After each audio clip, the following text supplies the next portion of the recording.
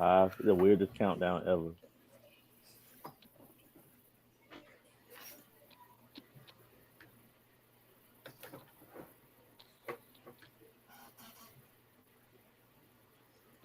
It's for you, Rick. Frozen.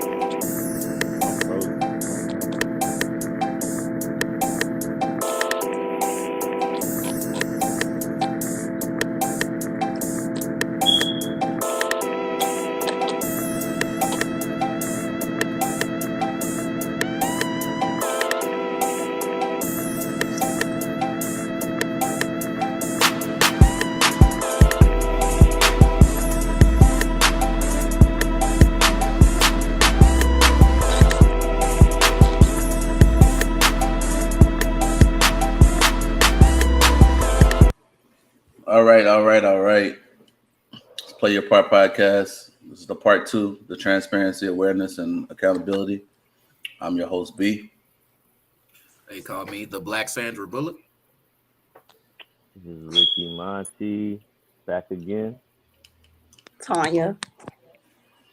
And the name of this episode is Rick is Back. So, I know you've been gone and try to do bigger and better things in the United States Army. So, glad you're back. Glad we to had be some, back, man. yeah, we had some good episodes, but it's glad to have somebody back on the scene, trying to give us a different flavor aspect of what they bring to the table. I appreciate you, Tanya and Kevin, for showing up also. So we're gonna go ahead and start with the first topic. This was not my topic. This was Ayanna's topic, and we're gonna go with. This is Mental Health Awareness Month. We're gonna be on mental health conversations about it to bring kind of awareness to everything. And what I'm coming with is dating someone with a mental health issue. Wow. So I want to kind of like do the breakdown because it has like different parts of it, and I just kind of like get the response from everybody else. So in this article, it kind of like in the inside of the article, one of the main thing that stuck out to me was how to date someone with a mental health issue, and then kind of like different steps to like the complete understanding of what conversations need to be had in the conversation of when you know somebody has a mental health issue. First of all, I'm going off the topic of what we're talking about and what the name of our this section is: transparency, awareness, and accountability. If you don't have none of those, you can't have a conversation. Because number one, you have to be aware that you do have a mental health issue. If you don't, we can have a conversation about something. I can see something that you're having, but if you can't admit to yourself that you have a problem or you go seek to get help, then we can't be accountable for anything, because you're gonna be like, I ain't bipolar. What the hell you weren't talking about? Hey Tanya, what you doing? You know what I'm saying? Like, you need to go get some help. You know what I'm saying? Like for real. And I'm not even trying to be funny, but you have to have those three elements to have a conversation like this. If you don't have that, then we can't have a conversation about it. So one of the main parts, it was talking about educate yourself about your partner's mental illness. Don't just accept. If you're not going, you have to. It's the terms and conditions. When you get to accept, when you go and click that apple, accept. Don't you know you're selling your soul? You selling all your rights and your privileges to everything. Yeah. Don't sit, click, accept just to get through it. No, pause and take a moment. You said you're schizophrenic. Okay, give me a minute. Yeah, a good little tactical pause on that one. Okay, this is what I'm gonna be dealing with. So, what severity of schizophrenia do you have? Did you ever go and get tested on what's your levels? Then we can have a conversation on what levels of what you are, and if I'm going to accept this or I can't accept this. Right. That right there. Don't you, as a person who has a mental illness, don't get mad at the other person for not wanting to accept that. That's their choice. If I don't want to deal with a bipolar schizophrenic person, I'm not going to do it. You can't force me to do something I don't want to do. So you have to accept either way how it's going to come out. regardless of what it is. And you as a person, you have to be upfront with the person or whatever and say, I'm sorry, I can't deal with that right now. I'm not even in a good mental space of myself to deal with somebody in that type of category right now. And that's just being transparent and being open-minded about things. So please educate yourself or find someone who knows, the people of knowledge who knows, like professionals who can tell you a person with anxiety disorder, or they have, like we talked about last week. Are you a narcissist? So that's I call it narcissism is like I always tell it, it's like Reggie. Narcissist is Reggie, because everybody got Reggie. Everybody gonna say they got fire Reggie, but ain't no such thing as no fire Reggie. We all know that. But everybody got it. You can always say that everybody got Reggie. Yeah, you got Reggie. Everybody got narcissistic tendencies. You got the tendencies, but at the same time, how severe is your narcissism? Is it to a point where you do anything and everything to prove your point? Even that means if I throw you under the bus, Rick, to prove my point, to make sure I'm right and you're wrong. You got to know the severity of it. And then also, you only going to know that from the reflection of somebody else to be able to tell you. Constructive criticism has to come in. Mm-hmm. And you have to know that, accept that, you know what, I do that. That's a nasty trait. And then it's a breakdown on how to deal with those things and try to correct yourself in the narcissism that you do have. It's just being open-minded to, Tanya, thank you for telling me this. I didn't notice that. I'm going to work on it. And when I say you're going to work on it, you got to actually work on it. Not just say it for a mouthpiece. Nice thing to say. You got to work on it. You know what I mean? It's a process. It's a journey, but work on it. I would like to speak on the dealing with somebody with mental health in a relationship. Like you said, I think that you have to do your research on the mental health. Talking from a personal standpoint, I have bipolar. I'm diagnosed with bipolar disorder. So talking from a personal standpoint, that is something that I will totally disclose that to anybody that, I pursue, or anybody that I'm going to be in a relationship with, because that's something that, one, is something that I just recently found out, but two, it's also something that's not changing. You know what I'm saying? It's probably something I always saw the characteristics of or behaviors of, but I never had a diagnosis for it. And so now that I have a diagnosis for it, like my therapist, my doctor always says this, your mental health is not your fault, but it's your responsibility. You know what I'm saying? So you can't be responsible for something that you don't know about. But once you know about it, you are responsible for it at that point. So part of my responsibility is letting whoever I'm going to be involved with know that that's something that I have and that's something I'm dealing with. And another part of my responsibility is taking care of that disorder. Like taking my medication and going to the doctor and going to therapy and stuff like that, and avoiding my triggers and things of that nature. And I feel like you said, it's something that you should disclose, something that they absolutely should research, something that I'm not even going to be offended if you don't want to pursue me after that. That's just like, I got 4 kids. I'm going to be upfront with you about that. I'm going to let you know, hey, I got an ex-husband and a baby daddy. I got 3 kids from a previous relationship, and I got a son from a second relationship. I'm a single mom of 4 kids. If you don't want to accept that, don't accept it. You know what I'm saying? I'm not going to take it personal, but that's just something I'm going to disclose up front, because those are my responsibilities as well. But also too, it's a package deal. Like this, all that comes with it. It's a package. And you have to accept. You can't accept one thing and don't accept the other thing. It's all or nothing. Just like you got to accept my kids, you got to accept my mental health. Yeah, and then another deal is another point I was going to say is, it tells you you should avoid using harmful labels like you crazy, you unstable. It's a common stereotypes, and that's how you end the relationship real quick. She crazy. You know how Tanya is. You know how such. No, I don't. Like I know Tanya on a whole nother level, as in because I know, and I dealt with people on that level, so I know how to approach the conversation.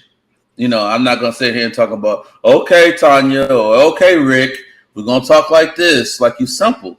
No, it's because you got a problem. Don't mean you're simple. It's just like your situation is knowing how to deal with it. That's why you do your research on what to say and what not to say.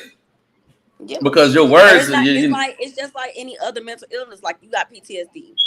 You know not to pop a balloon around you or not to, you know what I'm saying, loud noises. Like it's like any other mental illness. Like somebody who has ADHD, you know that they have a difficult time learning things. They might not be able to learn while you sit down and they're lecturing them. They might need some hands-on activity.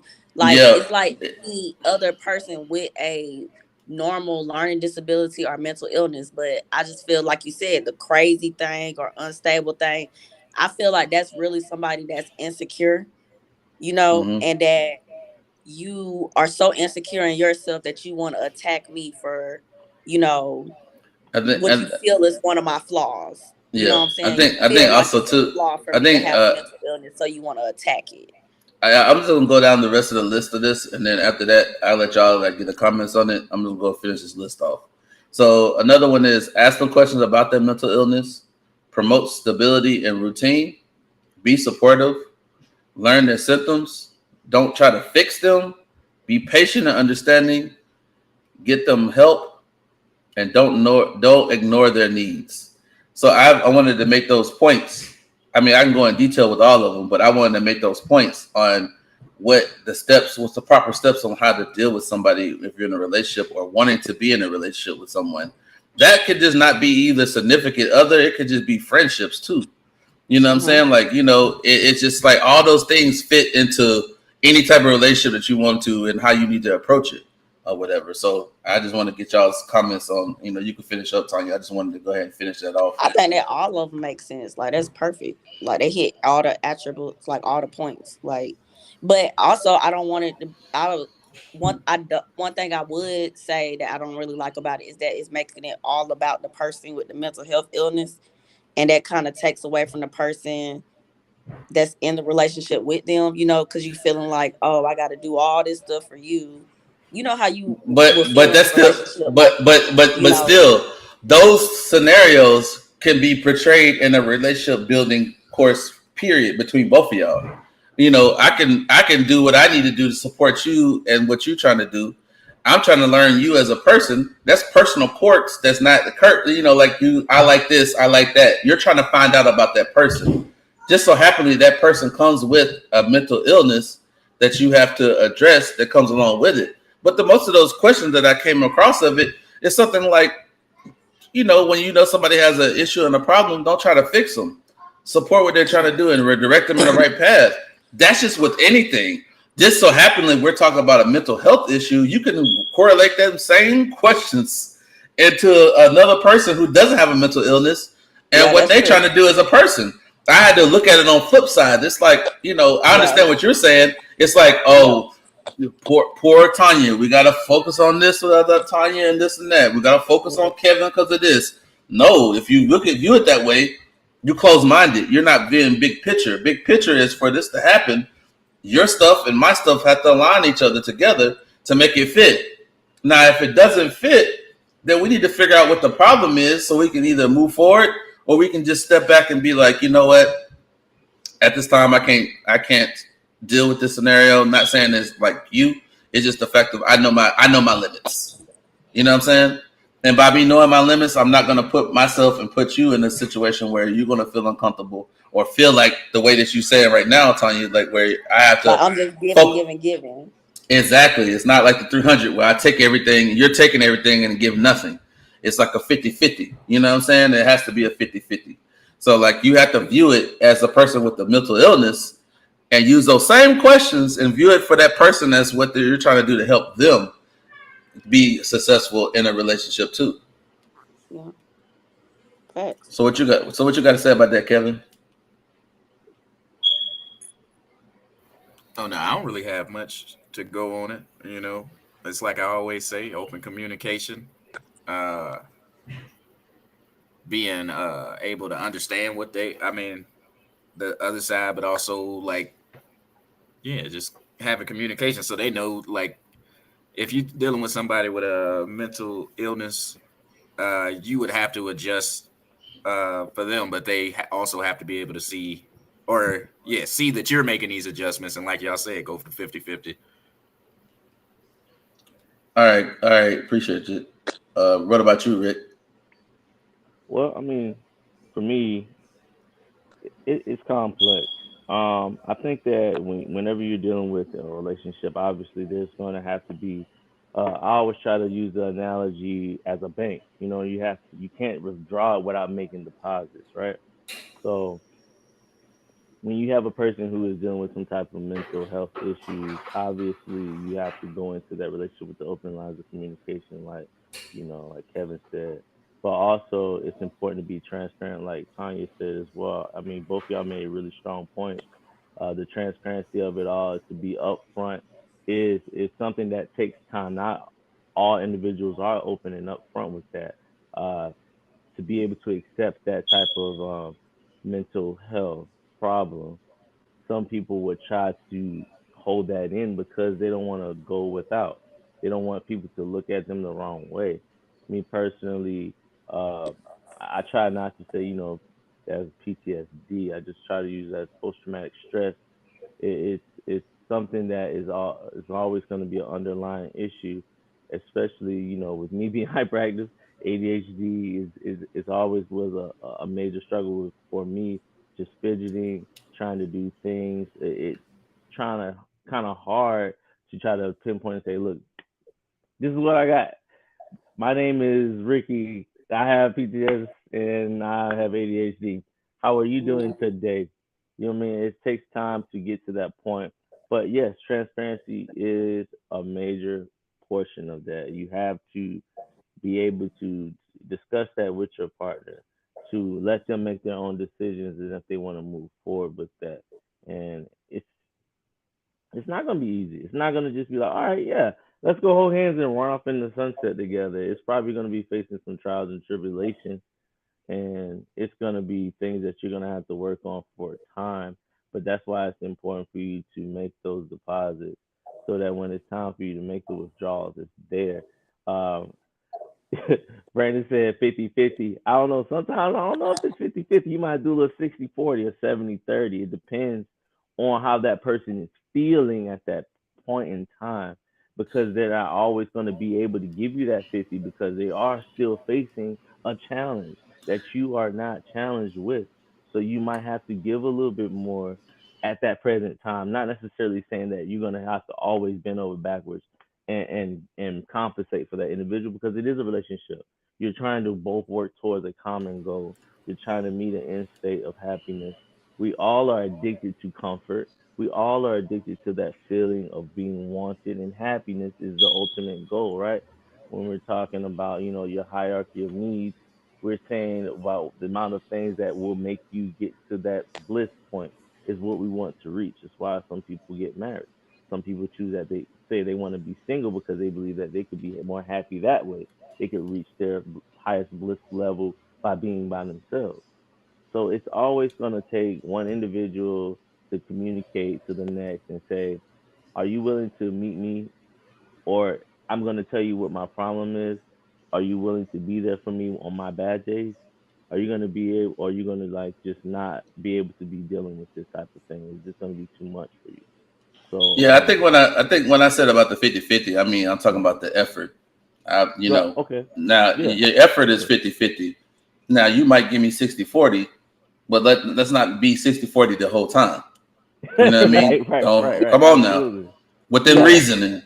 50-50 within is the reason. goal. Is within reasoning. Hey, sometimes you might have your bad day. You might give me 30, and I had to put the team on my back and put 70% into it. But then vice versa, But you might have your bad day, and then I might have a good day. Right, yeah, right. but you as a but like we It's always always say, balanced out.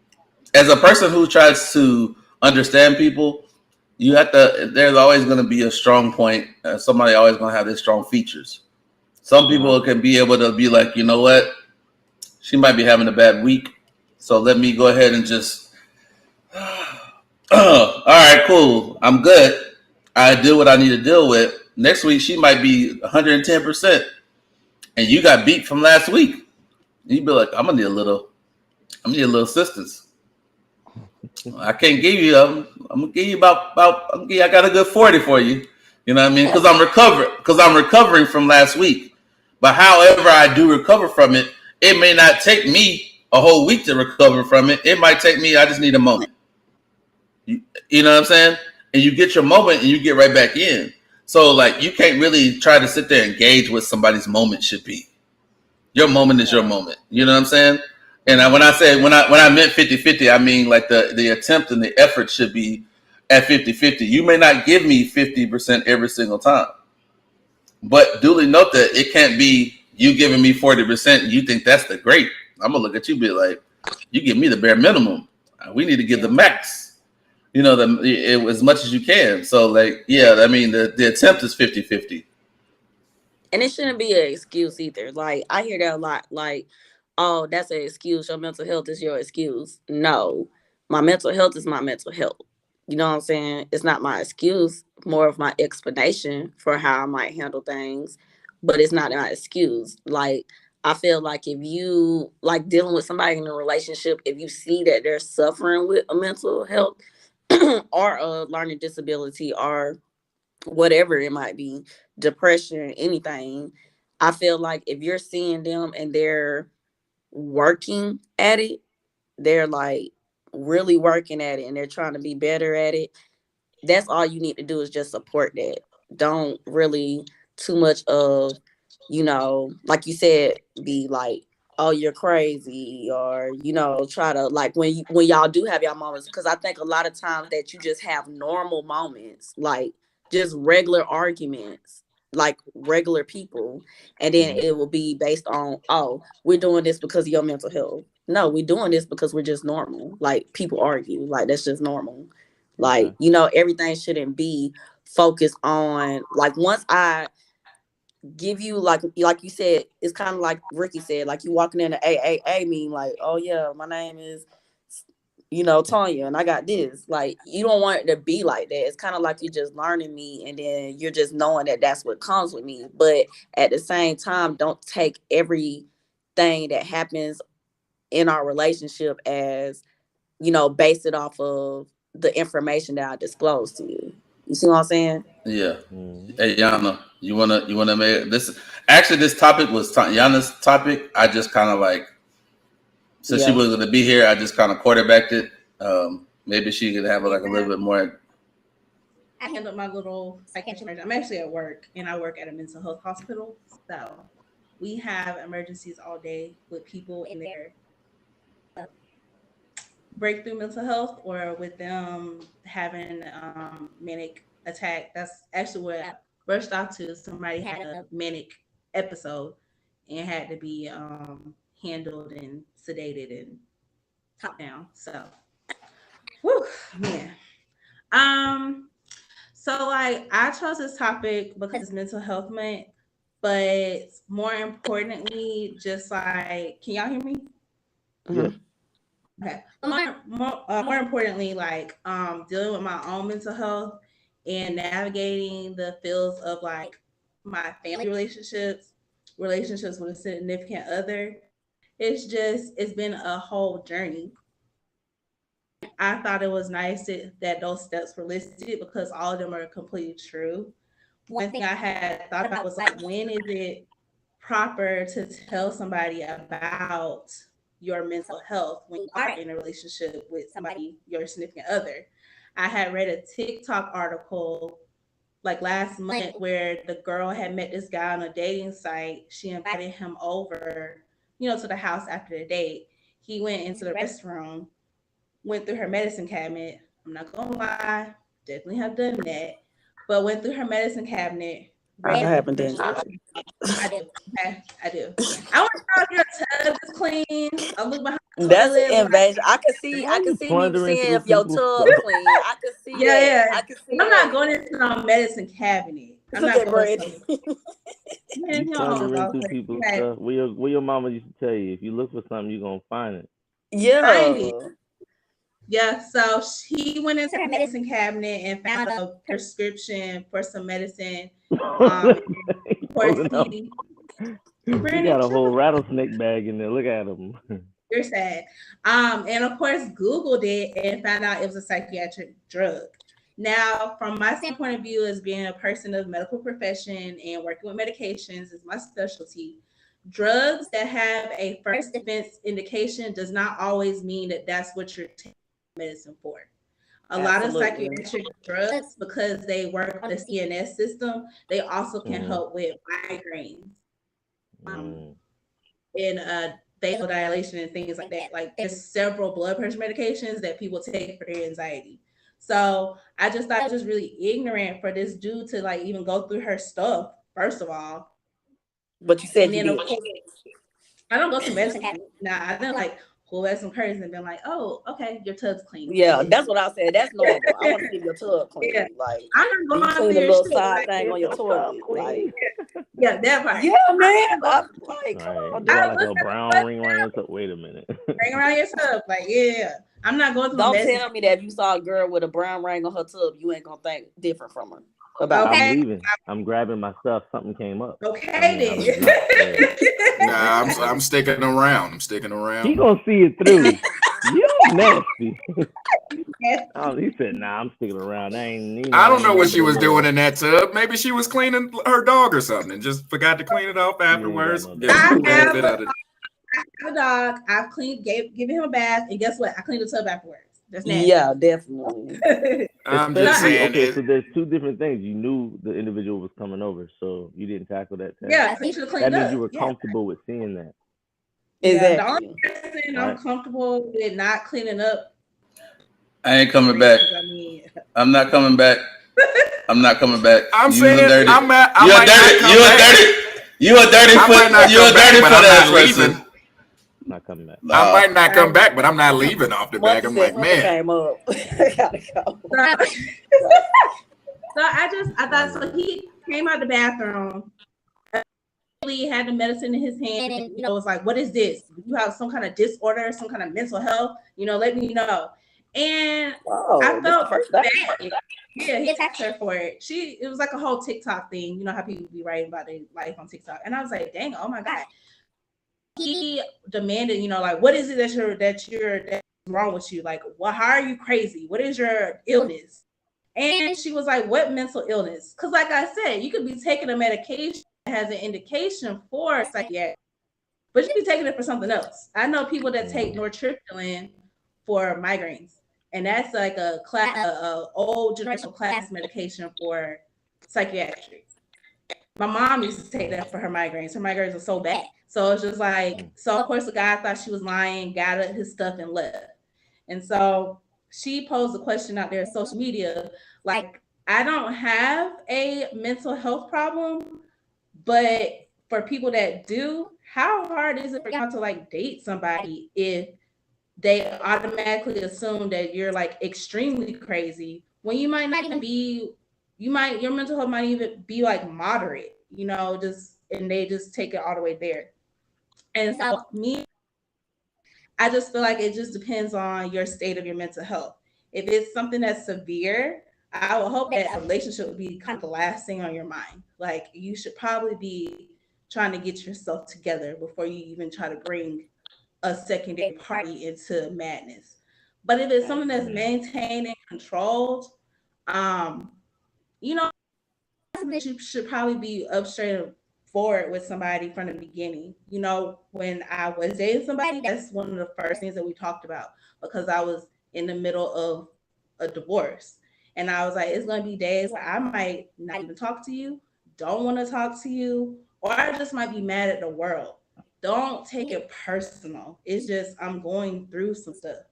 And he was, and that's another thing. You can't bring somebody into your mental health. It's going to be because a lot of time they don't have that outlet of that social support in dealing with their mental health. And it actually makes it worse for them. So you should definitely give somebody that option. Like if I tell you something's wrong with me, I wouldn't even be he would have been like, you know what, this is a lot for me to go through, bro. Like, my life is not this fucking complicated. Yo, wish you the best of luck. That's something that people with mental health, you cannot get mad at other people about. That's a big thing that I had to acknowledge and overcome with my own journey in mental health. I cannot get mad at somebody because they can't take what I am giving out like I can. It's a lot that my level of taking stuff is probably much higher than people because I'm in the midst of working at a job. Like, my job is working with people in their mental health. So my level of comfort and my level of taking it is probably a lot higher than a normal person. But that's just a step people with relationships in their mental health. You cannot get mad at somebody if they cannot take it, because some people just can't. And then you have to know what your boundaries are. What makes you uncomfortable? A guy I dated, he did have PTSD. He did have anxiety, and it had a lot to do with his job. So by telling me that, that's cool. Now I know what triggers you. Now I know what would make you upset. Now I know what not to do intentionally to upset you or trigger your mental illness, your anxiety, or whatever is going on. If after that you do it, man, it's probably should exit that person, because it's just not going to be a positive situation. It's going to do you more harm to your mental health than it will to help your mental health. So I thought this was a really important article. It's something people talk about. I really feel like people just kind of shun people with mental health, and I feel like sometimes they have to put on this front to even be sociable with people, because you don't want to feel so exposed. And that's really, really sad, because there are some people out there that will, despite the flaws that they might have, illness. Yeah, I appreciate that, getting that input from it. I'm glad you got on to be able to carry this conversation on, because I tried the best I could on that one, but I just that's why I'm glad you. I did. Good job. I did. I did. Watching. I mean, it could have been better.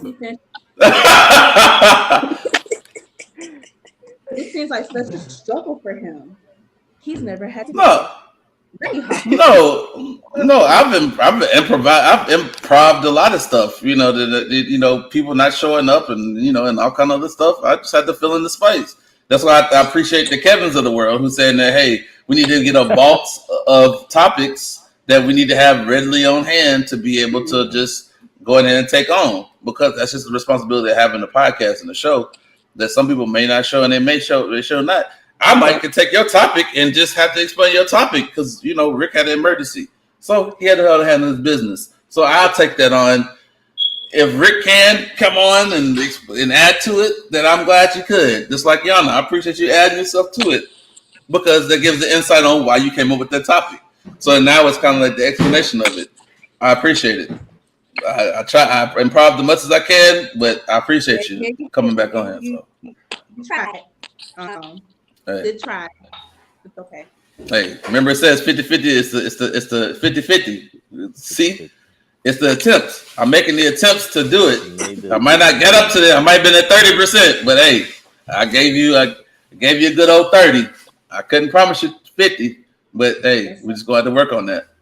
But yeah, I just want to go ahead and I appreciate you coming back on here and kind of like going in depth with that conversation. The next topic we're going to talk about is Tanya's the bipolar disorder and paranoid schizophrenia, and then we'll let her, I guess, answer the questions that go along with it. Are you going to tell people what it is first, though? Tell y'all what bipolar is. It's like a lot of people don't know. They have this idea what it is.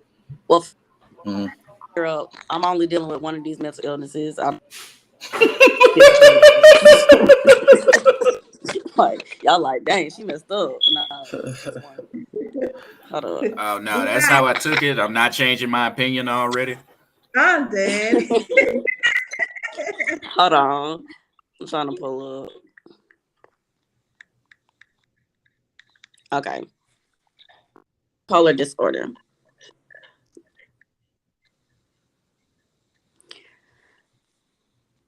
Sorry.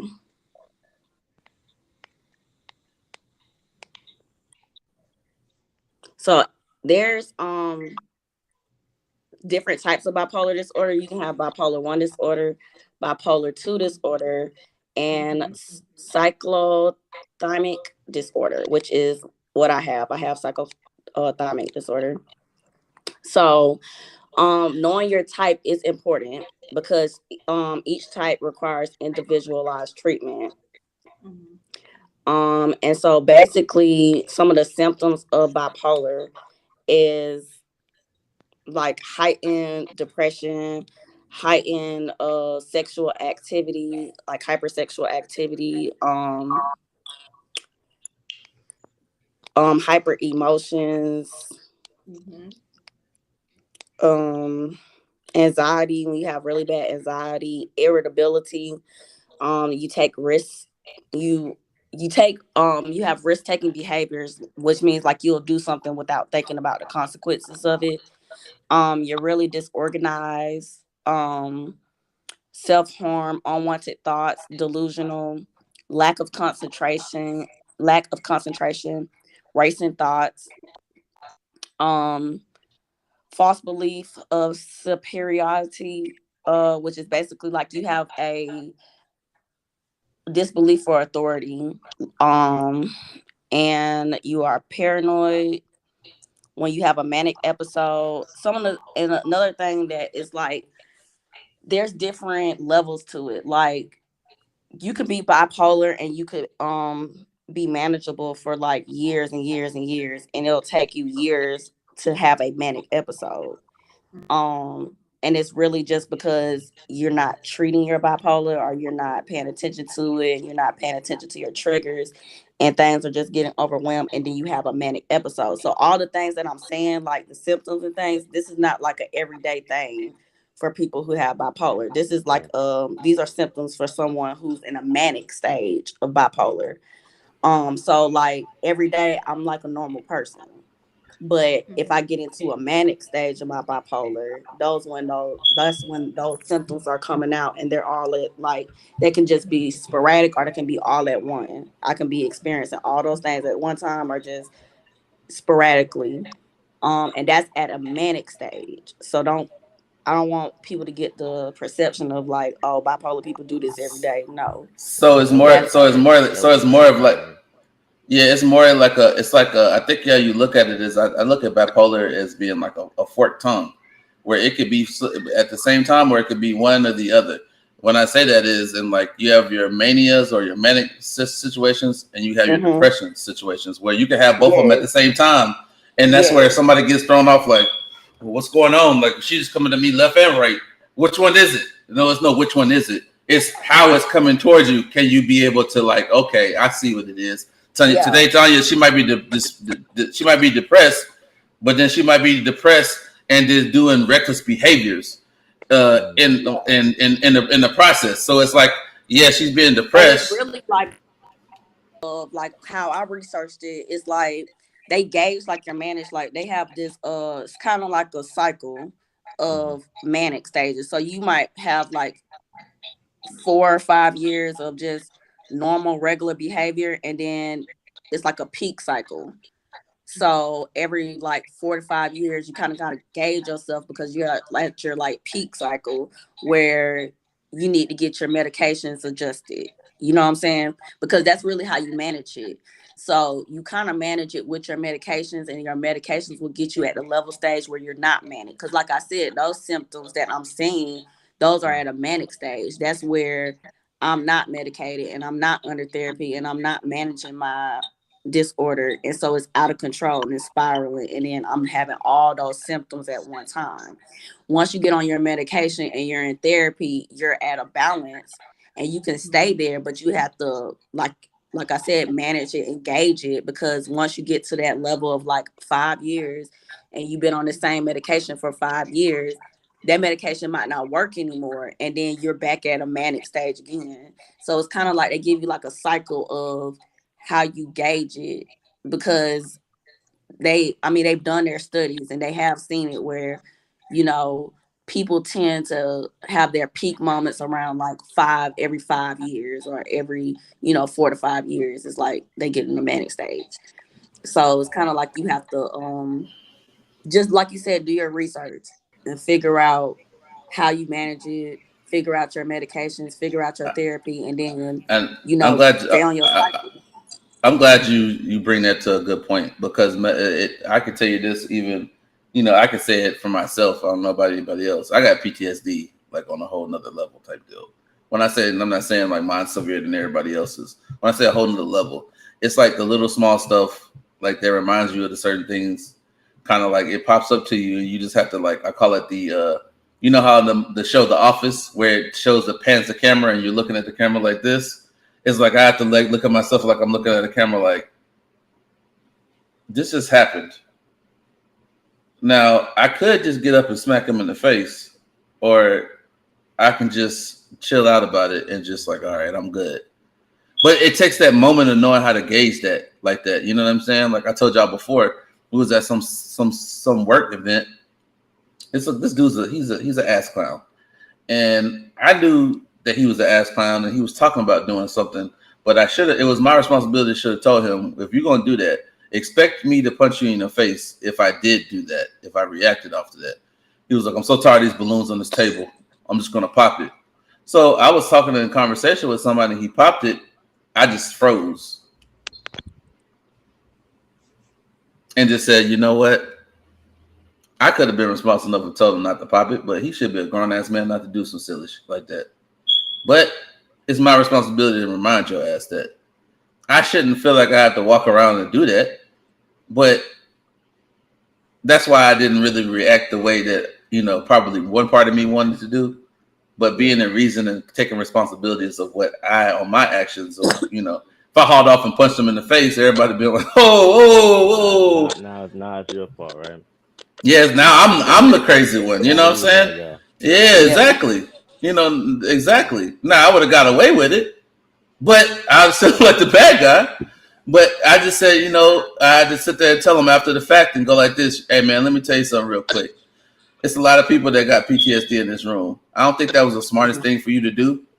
So if you want to go clown and be an ass clown somewhere else, go outside and go do that. All right." Now the situation got weird, but it didn't. Not everybody looking at you like you the ass. You know what I'm Yeah. saying? And I'm like, and I just carried on a conversation, and then you try to talk to me off to the side, man. I really apologize. Hey, man, It's I'm just really letting you. just situational awareness. It is, There you and go. that's what it is. And then some people don't have that.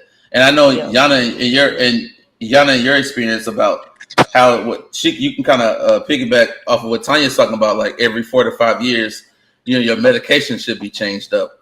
It shouldn't be. You So shouldn't be still taking the same dose of the same stuff. I think you can kind of emphasize on that. so you really shouldn't like oh, can y'all hear me? Yes. Yeah. Okay, because I'm back in the pharmacy. I mean, like you with patients here, we usually deal with people that have bipolar disorder type 2, and that's like the worst of the two because it's like borderline schizophrenia almost. And most of the time with people with when they have a manic mental health disease like that, we really try to get them to do long acting injections because those type of Mm. people that are manic, it's really hard for them to take their medicine and diligently take their medicine and do their therapy. So if you do a long acting injection with somebody, it lasts longer.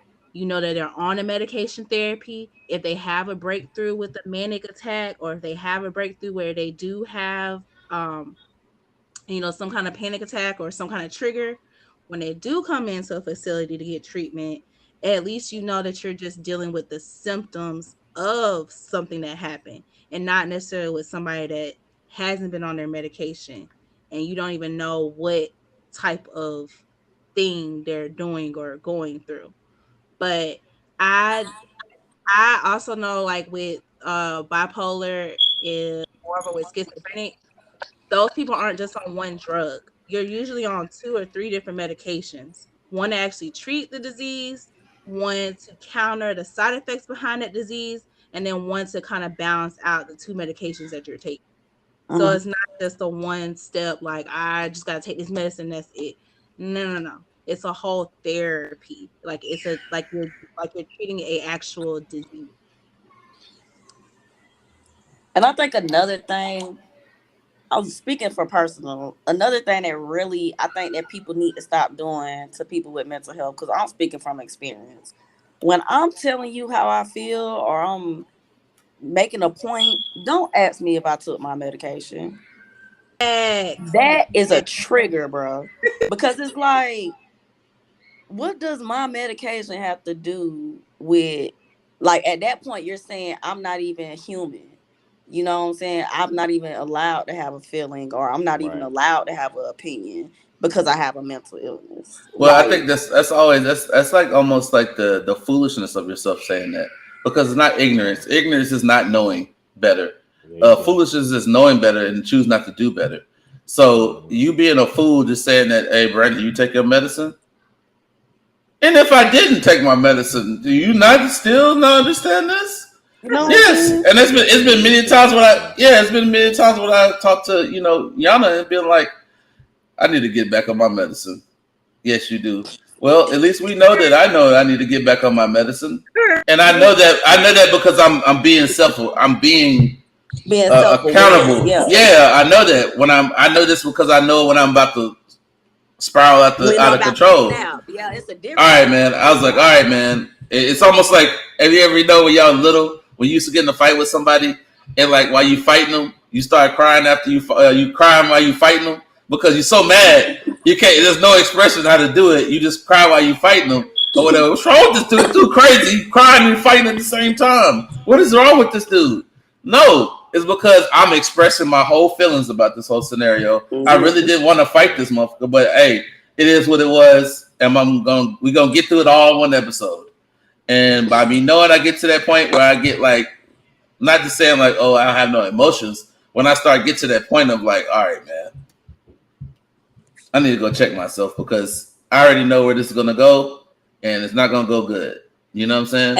And I've done that too before too. Like I'll get to a point where I'm like, I see myself getting, because another thing about bipolar is you have a blackout. You can have blackout moments Mm. where, like, you can be so angry and you can be triggered and you can do something, that you normally wouldn't do, and you won't even remember it. Like, you'll be like, I know Brandon and Yana know, but I'll tell you, they'll be breaking off like, man, yeah, I don't even remember that. It ain't even really so much of like you downplaying it. It's like you really don't remember it. Don't So in your remember. mind, it's like But it didn't but happen because I but can't but remember it. I think also too with that right there in itself, even though when you blacked out and you don't remember it, I think it has to be a person who can be able to empathize, sympathize, and understand why you did these things. And when you bring it up in Mm. conversations to say, yeah, you don't remember? Yeah, I remember you went over, you wild out. You peed over in the corner over here while you over at Tap Test and Sam Davis Jr. style over here. What? You talking about? You wilding. No, you did that. No, instead of you saying that, yeah, it happened, but that's not even, we know what happened. What was going on during that time frame. Even if Yeah. somebody brought it in a conversation, being like, you remember Tanya, you did this, and this? And I was like, this. Do I want to remind you of every embarrassing moment that you ever did in your lifetime? Right. Yeah. Oh, remember when you remember you were on the train with the girl that almost got her pregnant? Oh, you know you was over, you a dirty dick bastard. You know you the raw dog like 4 or 5 females. And you wonder why you going to the clinic? You want me to bring that up to you? That's embarrassing. Stop doing that. That's nasty. I'm just Yeah. saying that as when people do that. Like I might be illustrated about it like that, but that's how everybody knows me. I just go off the cuff. And I just pretty much just put the most embarrassing things you can put out there for people to empathize. Somebody got burnt in this conversation. I'm not saying you did, you didn't. You know what I'm saying? It's just to a point where, layman's terms, have some empathy because this person went through it. Don't keep using it as like some sick toy. You know what I'm saying? That's Yeah. what I was. Right, Yeah, that's the right. nasty But part, that's what bro. I was saying about like gauging, like how you said, like you were like, you know, when you need to be back on your medication. Like I see myself, like I'll feel like that. I'll be like, man, did I take my medicine today? Because I feel like it boiling. Like I feel myself boiling. Like Mm. I'm like, man, I'm getting mad. Like I feel my, yeah, like I feel myself boiling. So I'm like, yeah, let me go make sure I take my medicine today. And that's really just how you being responsible for Old your mental person. health. Old person. Yeah. Yes, look. Yeah, You got to look choose empty. by But the days. I got to, because if I said, did I take my pressure medicine or did I take my Yeah. feeling good pills? Like, I don't know. My man said my feeling good So pill. that's just the preview of bipolar. Yes. That's the smoke. Schizophrenia. Okay. Schizophrenia is a condition that affects everything, how you think to how you feel and behave. So basically, some of the symptoms of schizophrenia. Oh, Do you want to read them? Do you want to read some of them, or you want to? I had it pulled up. I'm trying to get my what you call. Okay, so some of the symptoms are seeing, hearing, and tasting things that others do not. Suspiciousness and a general fear of others' intentions. Persistent, unusual thoughts or beliefs. Difficulty thinking clearly. Withdrawing from family and friends. A significant decline in self-care. Um, these may involve delusion, hallucinations, disorganized speech, social and occupational dysfunction, highly disorganized and catonic behavior, emotional flatness, or a lack of pleasure in everyday life. And again, I want to emphasize that that is when you're at a manic stage. I don't want people to go around thinking that because somebody has a mental disorder that this is how they um live every day. That's somebody who um basically are at a manic stage. They're not taking care of their mental health, and then these are the symptoms that they're displaying at that time because of the lack of care of their mental health. I think also too is people like you said. I think you said this before. Even it's like because I was looking at an article where it's talking about a bipolar disorder and schizophrenia, where those two Mm-hmm. when they match them together, it's simply because they have overlapping symptoms. Like Mm-hmm. when like you can have a psychedelic episode where you Mm-hmm. hallucinate, and then you can have a lapse over of disorganized thinking, and then you can have the same symptoms of depression during that time overlapping each other. And So I think again, that's that's why I was emphasizing that's when you know they're not taking care of it. Because I don't want people to think that this is the norm. this Like, this is the high. This is at the ceiling point right here when you see them yes, doing these things. It's like help, help. yes, It's like a blinking button that's saying like, hey, if you see these facts, things, we need to like if we want to facts, reel them in. This is what we need to facts. emphasize and realize. And I said, you got to learn how to talk to people when you do it, Mm-hmm. because not everybody can handle people. Like some people, they just like under pressure. You can put me under pressure under anything, and I'm just going to improv it. It's not Mm-hmm. perfect, but at the same time, I'm still going to consider your feelings about how to reel you in Yeah, during but anything. You can have the episode and not have the episode. I'm still going to treat you with the respect level like here. You know what I'm saying? yeah. Yeah. And that's why I just want to emphasize that because I don't want people to think that this is how people act every day. Like, oh, they this, so they're gonna act like this every day, or they have this, so they're gonna act like this every day. No, you, that's There's not. like too many professionals that Yeah, have schizophrenia that are exactly. bipolar, You and they have go to work every doctors, day. lawyers, Mhm. nurses. They have these mental illnesses, and they manage them, and they're able to have perfectly normal lives, live perfectly normal lives, work perfectly normal jobs, raise children, be in relationships. These are symptoms of someone that's manic, that you see, okay, they're having a episode. So yes, their mental illness is going to display in that episode because this is their mental illness. Mhm. Yeah. Right. Yeah. Um, I'm glad you shared that with us. or whatever. And I'm glad it's good and very important for us to always show the breakdowns of, because you're talking about the severities of these things. We're not talking about it on a daily basis. Because like you said, daily basis, if you're on, and that's one thing I forgot, I just remembered to say is when you know you have a condition, like it's always medication, then therapy. You can't have one, and you can't have neither one. You got to have tandem. They have to be tangent. They have to be tandem to each other. Because I can't put you on the medicine and then you knowing how to function and deal with your issues and problems. Because even though the medication balances you, there's no perfect time frame to saying that you won't have a little spike and go back and balance. You know what I'm saying?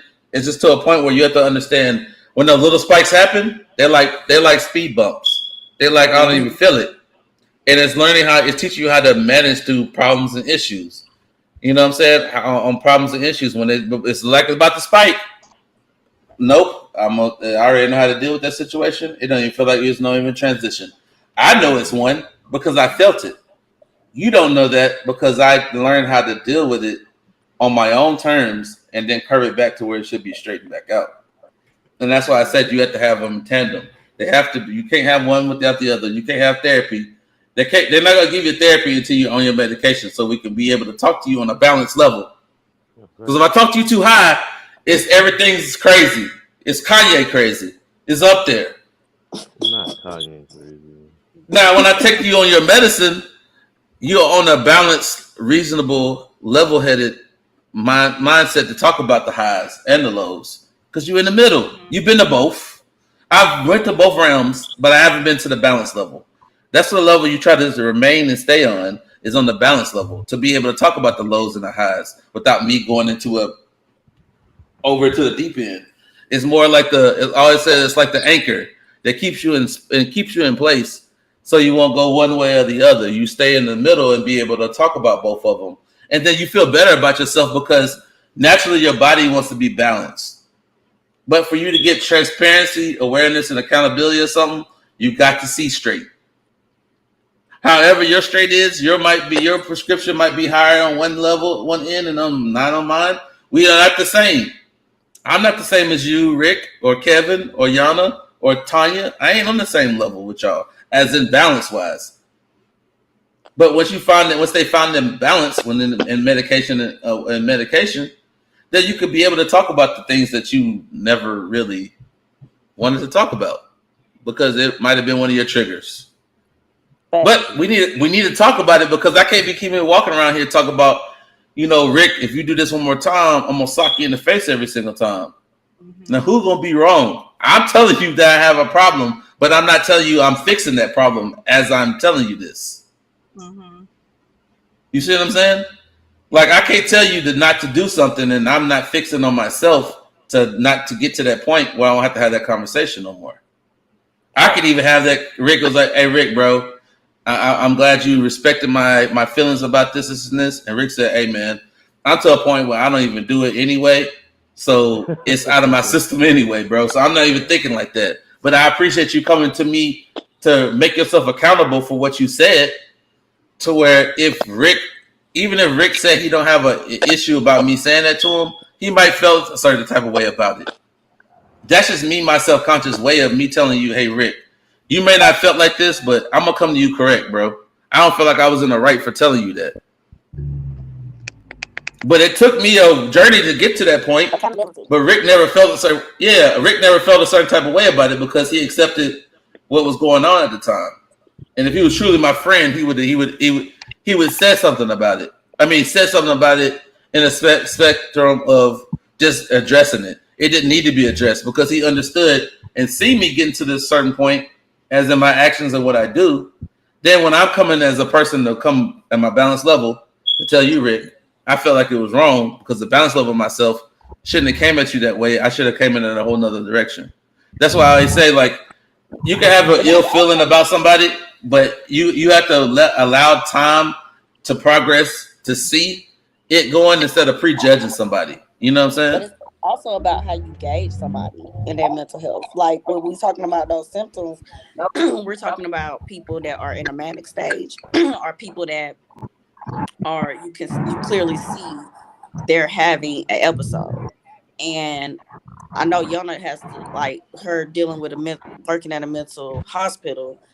I'm not going to interact with you the same way I would if you weren't having an episode. When I clearly see, because I'm in my right mind, because not saying necessarily like they're crazy, but at that moment they're not in their right mind. They're having an episode. Right. They're Right. experiencing the symptoms of their mental health.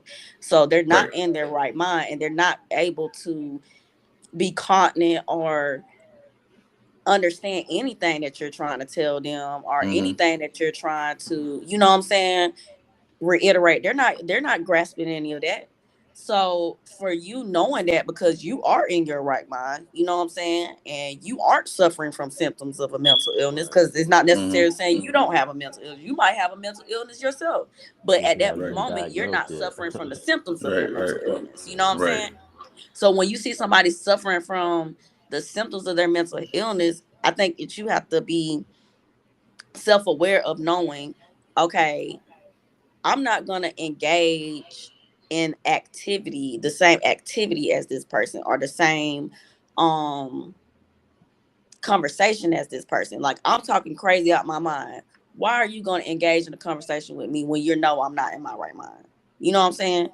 Like, why would you Yeah. even entertain that? Why would you even get to the level of, that my mental state is not up to par? Why are you even engaging in that? You know what I'm saying? I think that's like the self-aware, or you not taking it personal. I know Yana has to deal with this all the time. Like, working at a mental health hospital, them patients might say some crazy stuff to you.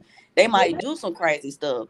You can't go up and they're going through their own mental health, because they are having their own mental health. You know what I'm saying? They're having their own episode. They're in their own manic stage. I can't take what you say and do in your manic and your mental health episode and make it personal and make it about myself, and take everything you do and say and make and internalize that. You know what I'm saying? Because I should be able to interpret that this person is not in their right mind right now. This In person's not turn, there. I will say,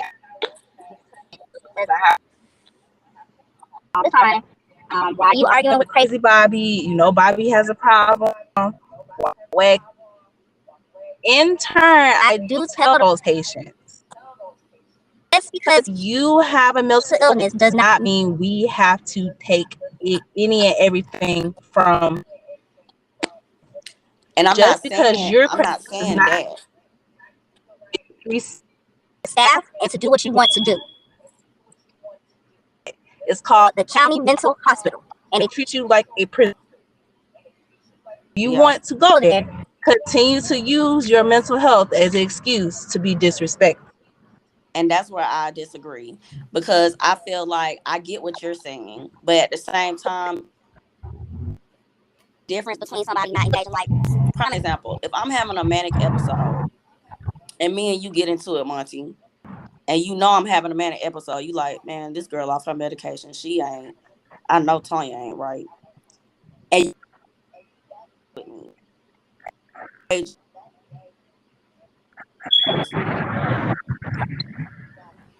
respond to me, you don't argue back with me, you just let me have my manic episode.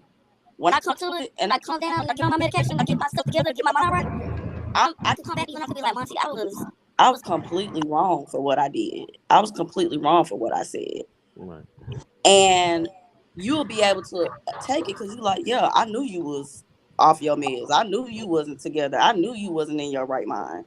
But it's different when Monty in his right mind is like, prime example, if a nurse get into it with a person with a mental illness in the hospital, who's wrong?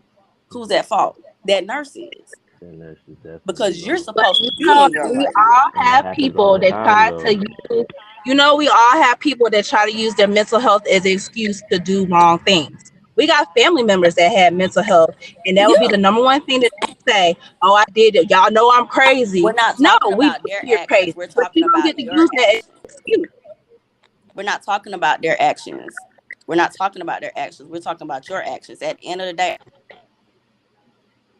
things I did and said in my mental health. That's my accountability. Don't make yourself accountable for something I did.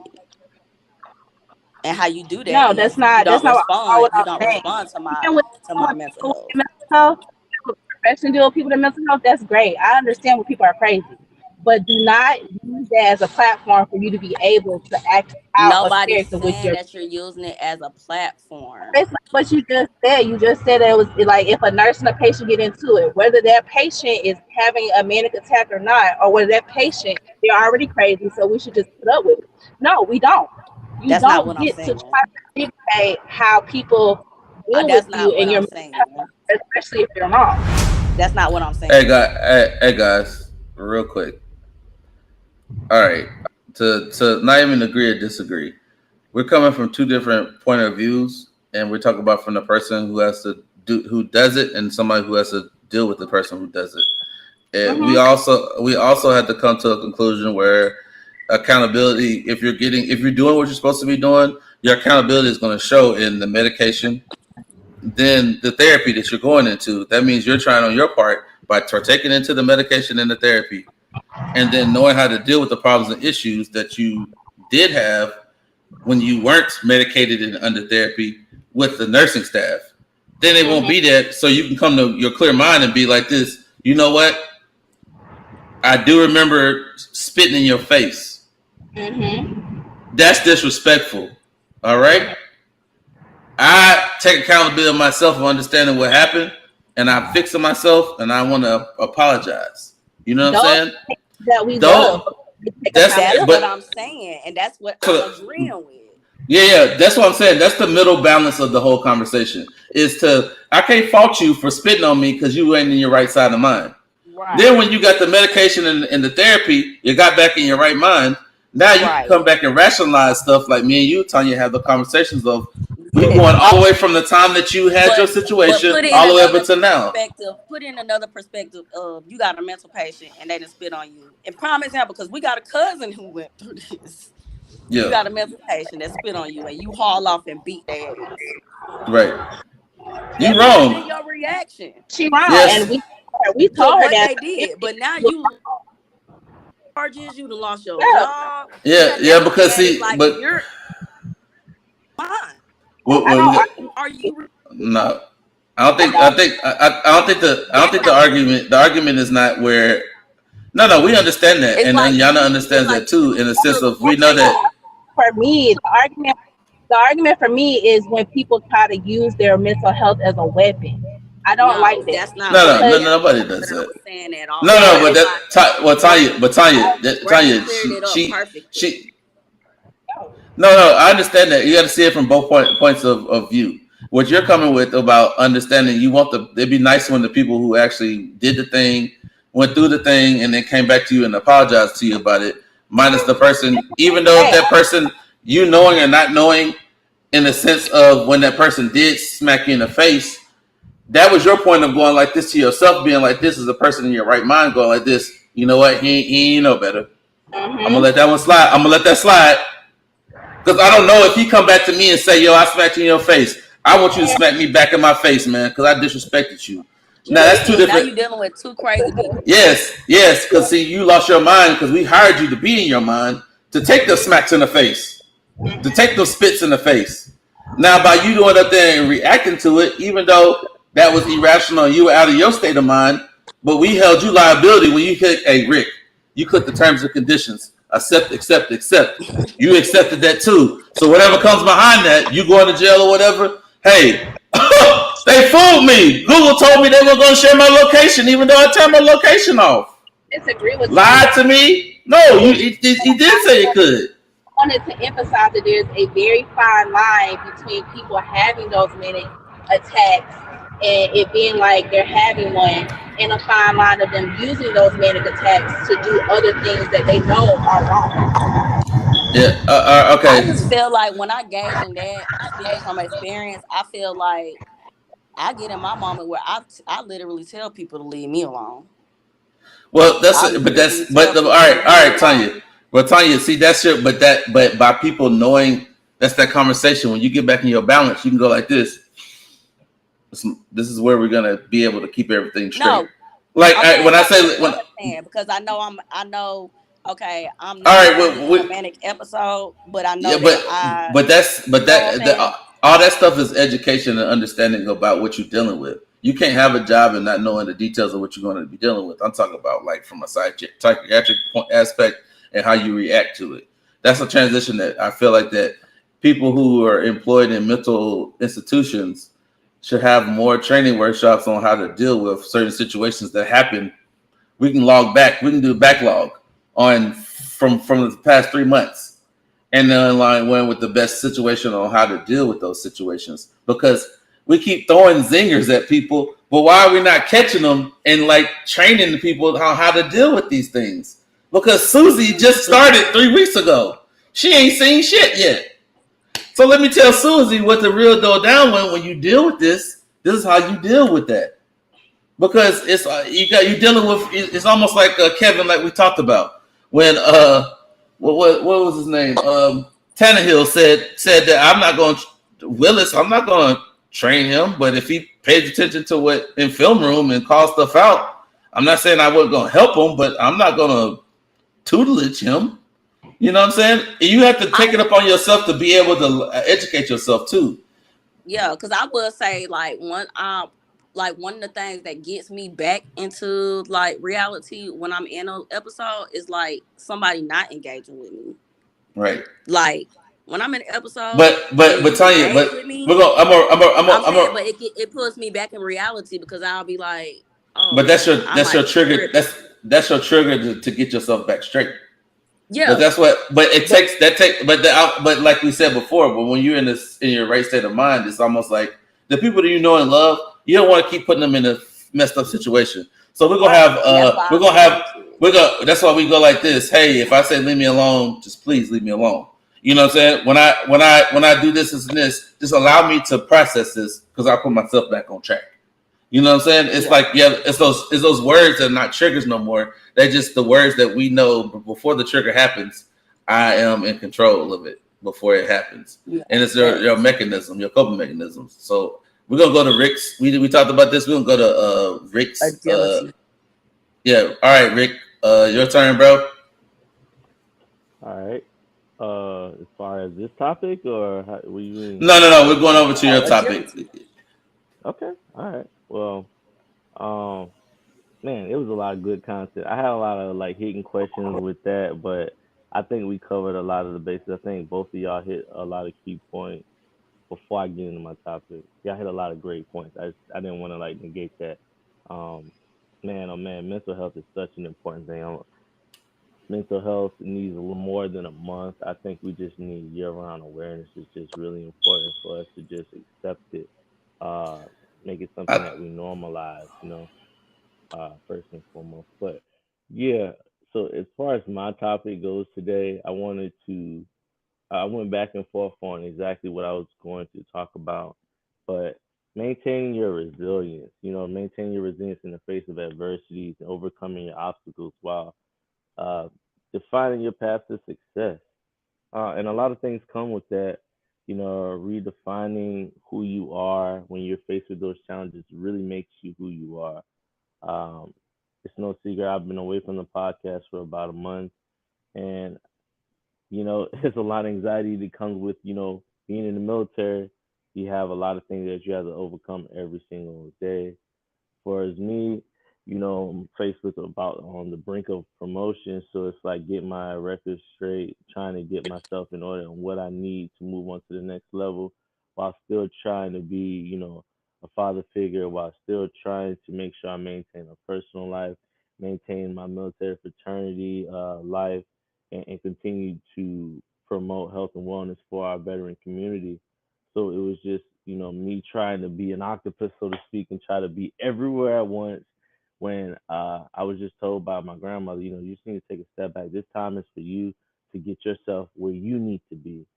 In the face of your obstacles, you need to be at the best to get what you need to attain that, because everybody who you have in your life that looks to you for X, Y, and Z, they will understand, because when you come back and you have that certificate, you're gonna make all those people proud, but most importantly, you're gonna make yourself proud to know that what you're capable of.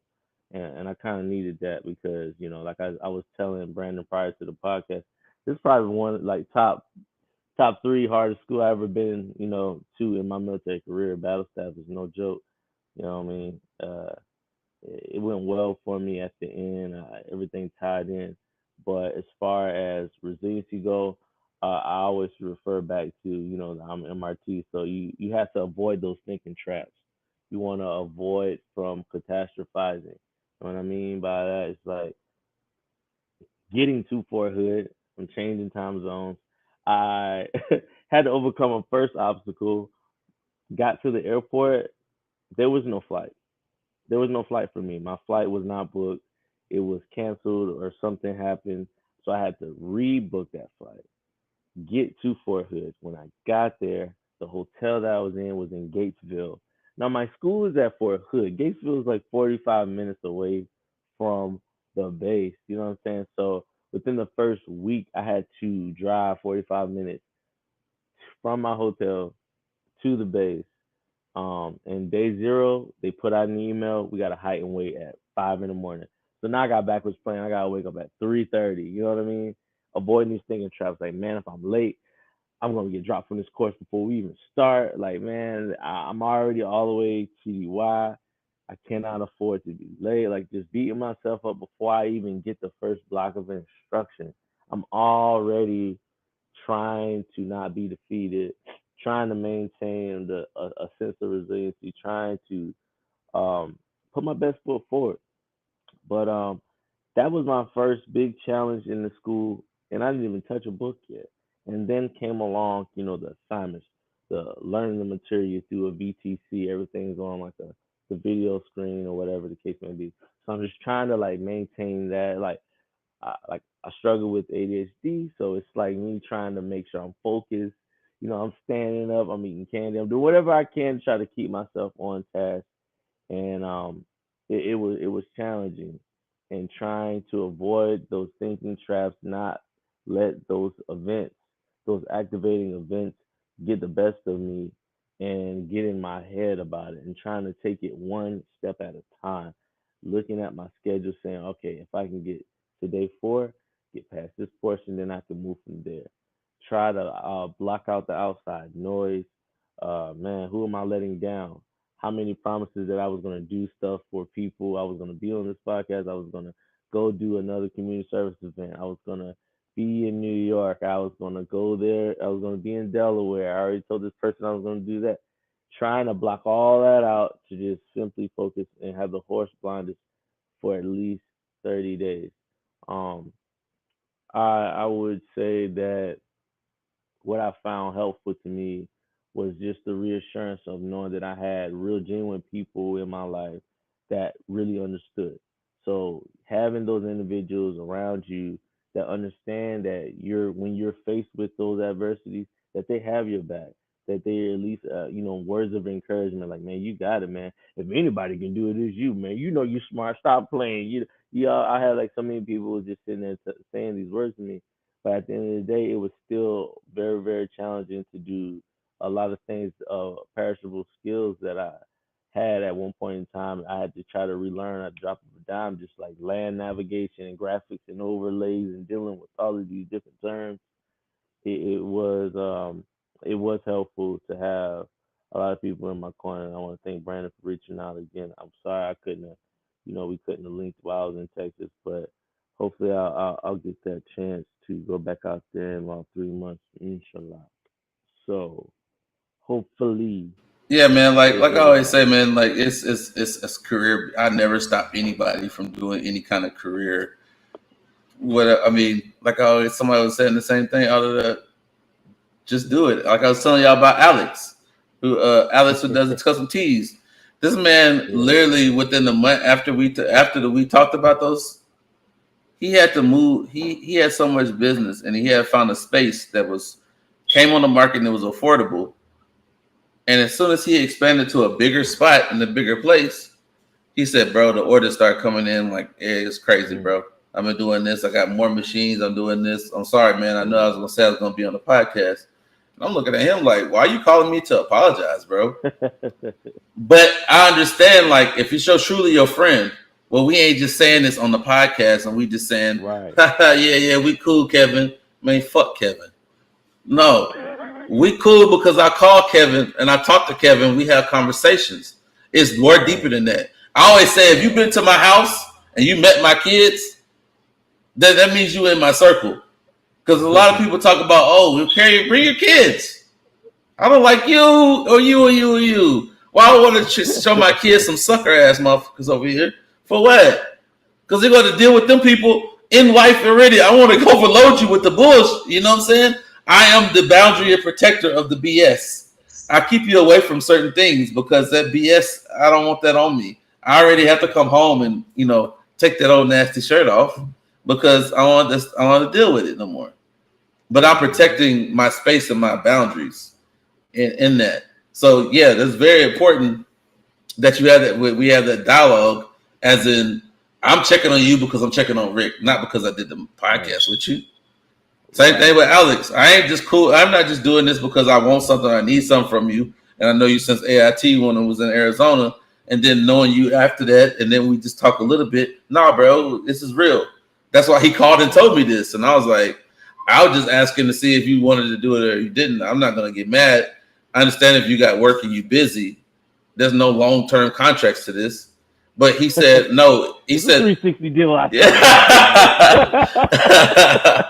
Yeah. But he was like, no. But if I'm genuinely your friend, and we say we care about each other, then I'm gonna explain myself because I feel like that I needed to do that where I got the chance to do it. And I was like, bro, I respect you regardless if you did it or you didn't, bro. But I respect you more because you came to me and told me that. Because a lot of people, they say you're your friends, but really, if they're your friends and they know, let's say me and Tanya, we friends. I can say that. I think we're more than just friends. It's deeper than that. It's a lot of people who if you stay on my radar, it's because we're more than just friends in a platonic way. You know what I'm saying? It's like I talk to Kevin. If I know what he's dealing with or what he got going on, it's a conversation because we having a conversation. Am I right or wrong, Kevin? When we have conversation, it's deeper than Right. Yeah. It's like I'm talking to my cousin or my brother. I talk to more of y'all than I talk to my own. So I talk to them, but it's just only so far you can get in the conversation. It's not because I created that way. I tried to expand on it, but some people are not. They're comfort in that one level. They don't want to go further than that. So I leave them at that level. But I'm trying to better myself. You know what I'm saying? So if I'm really concerned about you, I'll call. Tanya know that. Hey, yeah. We get to a point where it's like the conversation was going here, and then it was almost like Tanya. I have to say Tanya. I have to call her name 17 times in that conversation. Where that conversation is not going anywhere because she's just like, she goes back and she's trying to tell you, Brandon, pay attention to this. I'm telling you this. I don't know if you're really listening, but it's what I'm talking about. So then I have to go like this. Okay, Tanya, let's talk about what you said 17 times. Let's talk about it one good time. All right. Fuck that person. Whatever. Big picture. Let's see this and forget all the rest of this because it's trying to run interference. And I forgot. I think it was on I was telling you. Well, that's where y'all need to watch the Drink Champs. ASAP Rocky. But y'all need to watch Drink Champs on ASAP Rocky because he said in press, the higher you go up, the more the devil's gonna mess with you. He gonna meet you right there. He ain't gonna meet you down here because he already got that. But that's how I get my agility. Like what Ricky was saying, like he got to the airport and he got all those trials and tribulations. I feel like I just keep playing my thing over and over and over and over and over again because I'm just one of them people. I'm like, I know. That's why. And I avoid those things. I don't But make a move. They are. I know, and I have to get out of here. I have to get out of here. But that's what I do. Like I have to keep playing my move over and over and over again because I'm just one of them people. I'm like. I'm not one of them like, oh, I'm just gonna hop out there. I don't really like doing that, especially when it's coming to something like serious, like me making a financial decision or me making a career decision or me making like how many times I went went to you on what I'm gonna major in. Be like we went through like 7 different majors before I finally just picked like and Yeah, settled on one. and that's just And knowing how to. That's just knowing how to like engage people, like because yeah, and like you know how people are, and I was like, yes, Tanya said it 17 times. It's a reminder for herself. but But for one thing me, about it, if I say it 17 times, I'm gonna she do gonna it. do it. She did I'm it. gonna do it. She I'm did it. gonna do it. She I'm and gonna say it sometimes about it. 50 times, but at the end But of the day, sometimes I'm it's gonna not. be saying Sometimes it's not in one episode. You tell me that you might say it in this one, and I hear it lesser and lesser. The least I hear it in a conversation. I mean, the I more go. you know I'm doing it. I'm going. No, or you did it. We already said, yeah, Yeah. I already did it. I said, Tanya, I already knew you did it because you didn't say it in the conversation we just had. So I'm like this. Step by step, we're gonna get there. You know what I'm saying? But but we're gonna get there though. It's like it's But growth. that's the agility. It's like It's like the agility is growth. Like like when great example. when you got faced with all that stuff and you just like Adversity. Like It's me, like I would have been burnt. I would have been like, man, F this, man. I ain't finna do this. yeah, man. but flight canceled, man. but once I again, gotta go Big drive time. 45 minutes. I'm not finna be And doing then you all gotta this. drive. I had to drive from Jersey to Philly Airport. You know what I mean? This airport is hectic. If you've been to Philly Airport, they rude. They not helping you. They like No. told your flight cancel. I don't know what to tell you. Like, can you Yeah. move out the line? Like, you got a whole lot of people. Yeah. And Like I'm like, but I'm it's military. cutthroat. Can you help? They don't care nothing about that. They don't care nothing about that. Nothing about that. No, Bro, it was difficult. No I think southern hospitality. No. Come on now. No. And then you gotta get through Dallas Fort Worth, and Dallas Fort Worth always got a layover. You know what I'm saying? It's a hub. It's just a hub. always some bull. It's Dallas Fort Worth is a hub. Any hubs are always gonna have layovers. You know why? Because they're big enough. They're big enough to do that. They can be like, "Oh, you can wait. Oh, you want to leave? Bye. Yeah. I already got everybody else got to come through here anyway. Next, come on, Kevin. Yeah, bring it on down. It's gonna take you 2 hours to leave out of the airport to find the exit. Bro. Yeah. Or they change it up on you. It's on the other end of the airport. If it's big, the airport big enough. Oh, I think that yeah. I think you appreciate your agility and your resilience way more when you accomplish the goal. Like when you finally get that recognition for you, like you finally get that certificate, you finally get that promotion. You like, yeah, man. That was but Rick, that's you get that same feeling, not probably as intensive it was this time. Every time you go to a military school, because you don't know what to expect. You only can read and study up, but you don't know what day 1, 0 they're gonna do height and weight, or they might just wait until day 3 and do height and weight. It's that it gives you on pins and needles where you over here being like, I'm gonna drink water and eat 3 crackers. You know what I'm saying? I need to go do some push-ups and sit-ups because I'm borderlining. Like, you know what I'm saying? Yogurt. Yes, it's a mental game. They playing with your mind. Do you know the crazy thing, man? You know, like, you gonna never pass height and weight, but since I've been out, I can pass height and weight. But now, like the whole time I was in, I was stressed. Like I was like, man. Like, well, you know what? I never could like right now. So like saying that's what I got out on, but I got off on honorable discharge, and that's why I said, hey, bro, you know what?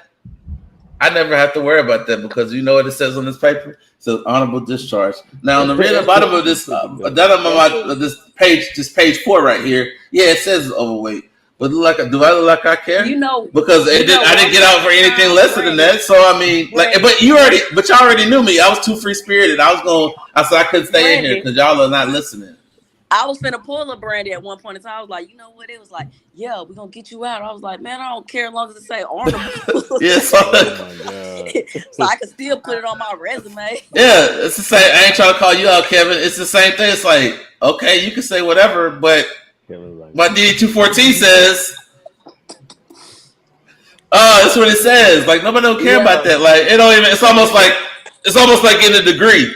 Am I going to say what's your GPA and your? I don't give a shit. You got that certificate. You won. You got it right all the time. You go to the doctor all the time. You never stop and ask that man, what was your GPA in college? Exactly. Why are you worried about it? I got there. I got there. Right. I don't know Nobody what Never to say cares. asked about that. I y'all. tell my soldiers the same thing. I be like, you see these wings? Like, you can go to school 1,000 times. Nobody is not gonna say second time go, third time, fourth time go. If No. you just got your school, you going about your business. You got your instructor badge, you going about your business. People always be like, well, what'd you do? I'm like, don't worry about what I did. I'm talking about how you can go through and stay resilient. I'm just one of those people. I know it's not just for me. I'm going through this because I represent a whole group of people. I am going through this because I probably won't get this opportunity again. I'm in one of those skilled MOSs where we're combat arms, and I'm not always going to have the opportunity to go to a battle staff, to go to an instructor school. These are for soft skill MOSs that are more technically engaging.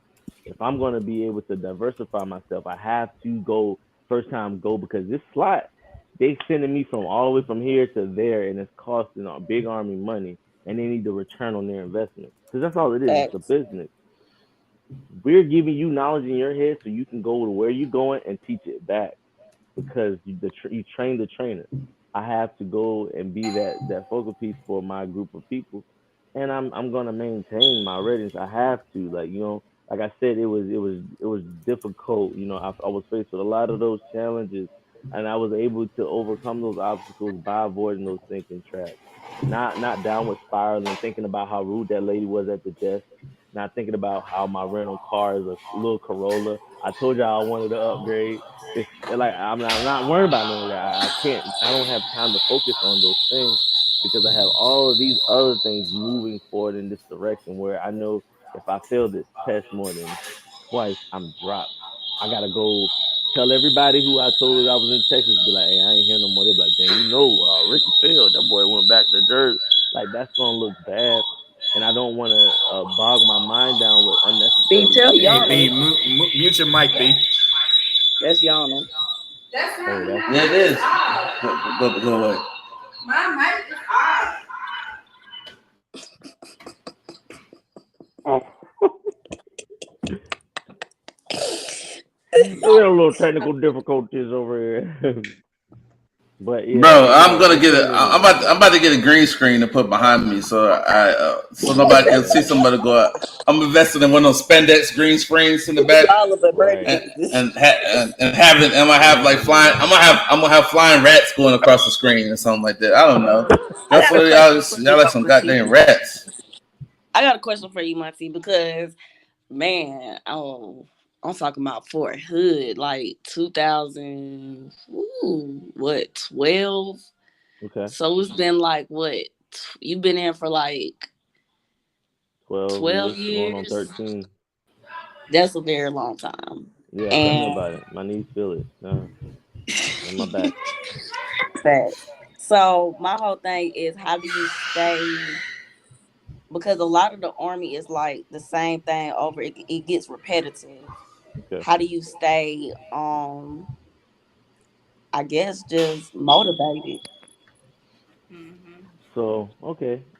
For me, the army is gonna be repetitive. I mean, right place, right time, right uniform, right? And we hear that time and time again. Well, no matter what duty station you go to, what I normally do when I get to my new duty station, because I literally just got to the joint base up here. I was at Fort Bragg for 6.5 years.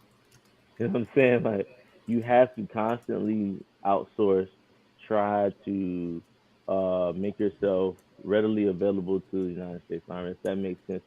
How can I help the Army help me? Being an asset, not a liability, sitting stagnant, waiting for promotion. Um, when I first got to Bragg, I stood up. Leaving Fort Hood, I stood up a new unit, a HIMARS unit for 3321. It was the unit. It was a new HIMARS battalion, and I went there, helped them stand that unit up, uh, gauged ready for deployment, came back from deployment. What do I do now? Because I'm tired. I'm tired of doing turning the monkey wheel around and around. All right, I need to go to instructor school. So went to instructor school, taught airsoft school for a little bit. Taught at the Glopper Airsoft School on Fort Bragg, which made me a little bit more diversified. Now the Army certified me as an instructor. So now I can do things outside of my MOS. I'm not just confined to just do things within my MOS. I went to EO school. So now I can teach equal opportunity to my soldiers wherever I interact them with my instructor badge. I can go up 2 levels, so I can go travel around Fort Bragg. You know what I mean? I worked at Fort Bragg Reception Company for a little bit as their first sergeant. Sergeant Major of the Army Grinston was my garrison sergeant major at the time. So we had a lot of great opportunities to coach, teach, and mentor me on things that the Army has to offer. Not sitting still and waiting around, trying to keep myself engaged. Now through that, I still was faced with challenges, still was faced with divorce, still was faced with raising a son, trying to be able to switch those hats out daily without causing myself more mental stress. Um, and I want to say you said something earlier.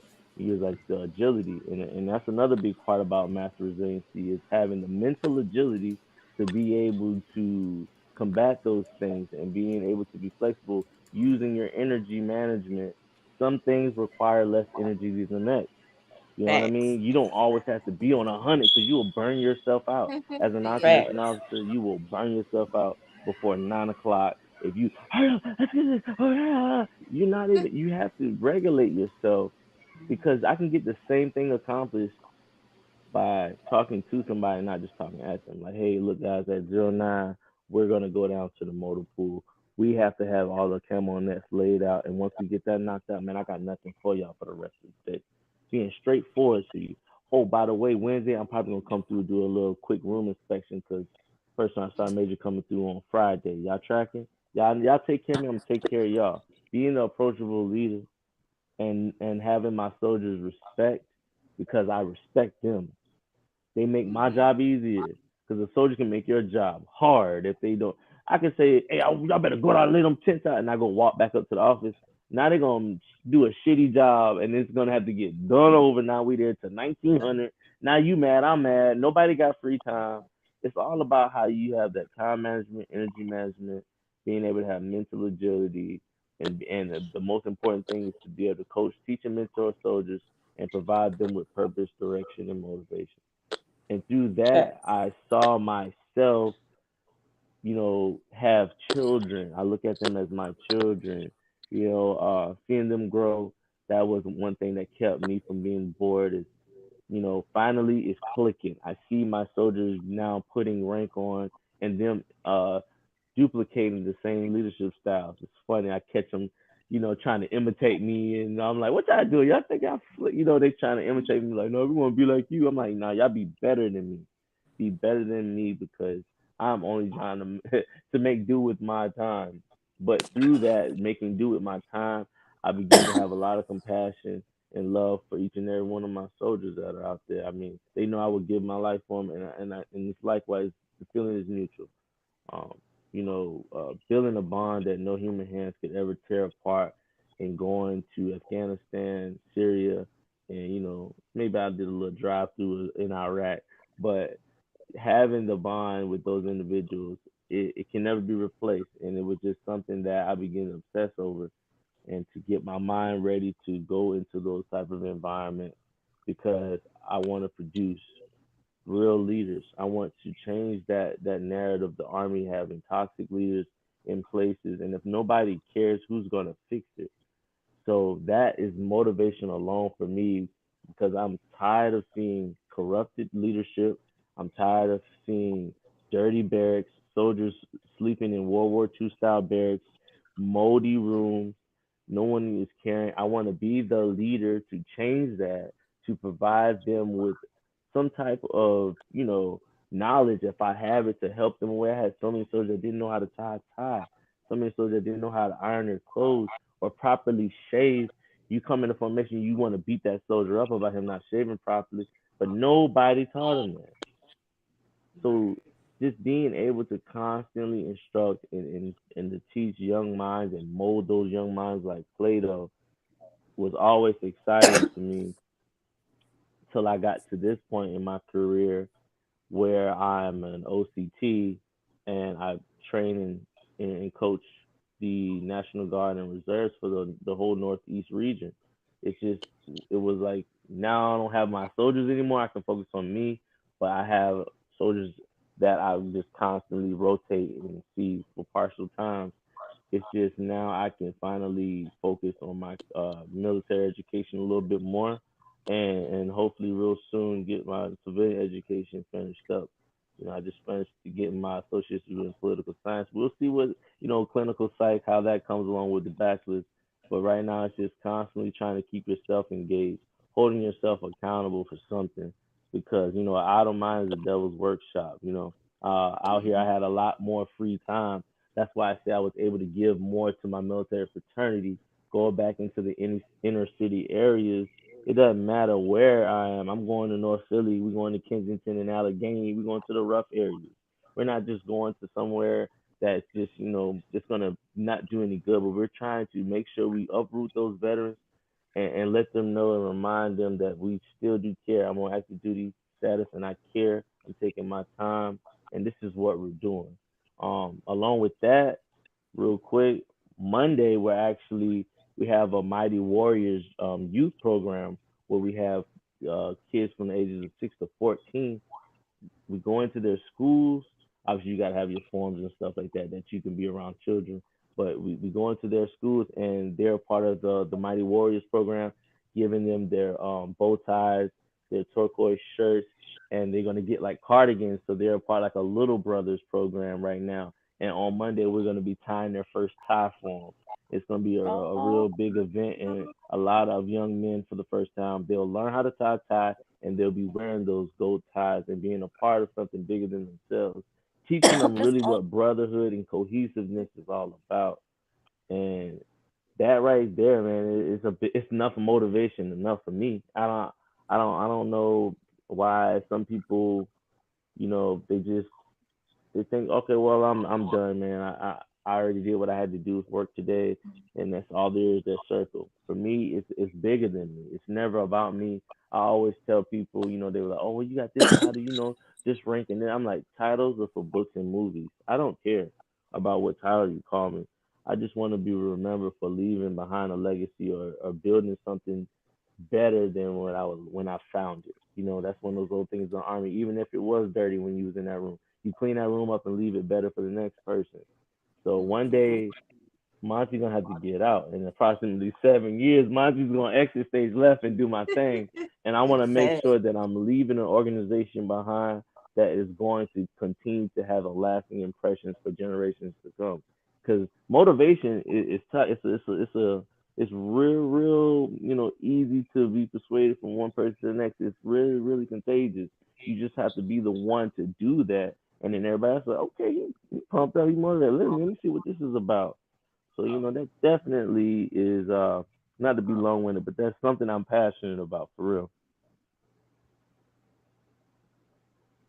Okay, well that answers my question because I was like, that's a long. I know you did. But It's been a minute. I feel it. Yeah, yeah, man. And all that, man. It's kind of like being to a point of expend. You're never satisfied for just the bare minimum. You know what I'm saying? Like expanding on your expectations on yourself, what to do. Yeah, I can just go home and not do the same stuff, whatever, this and that, and the third. Or I can give my time, effort, and time back into it. But I'm going to say this, and Rick, we're not talking about you because I know we know you. Rick spends as much time as he can to go see his little man. But I always going to reflect and say this to people. Don't give your time to everybody else and don't tend to your own. You know what I'm Yeah, saying? facts. Yeah. Hmm. You're not pushing the envelope forward when you're telling somebody else's kid this is what you should do, but you ain't even telling you even having a communication with your own kid. That's right.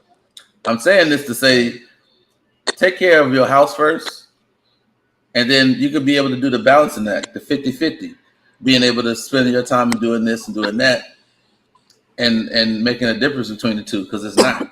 Because your home front is the most important part, because the other part can just go away. But your home front is always going to be there, the base to always come back to be able to branch out again, even further. You know what I'm saying? So Absolutely. That balance is very important. So don't be out here like taking care of outside endeavors and not taking care of inside.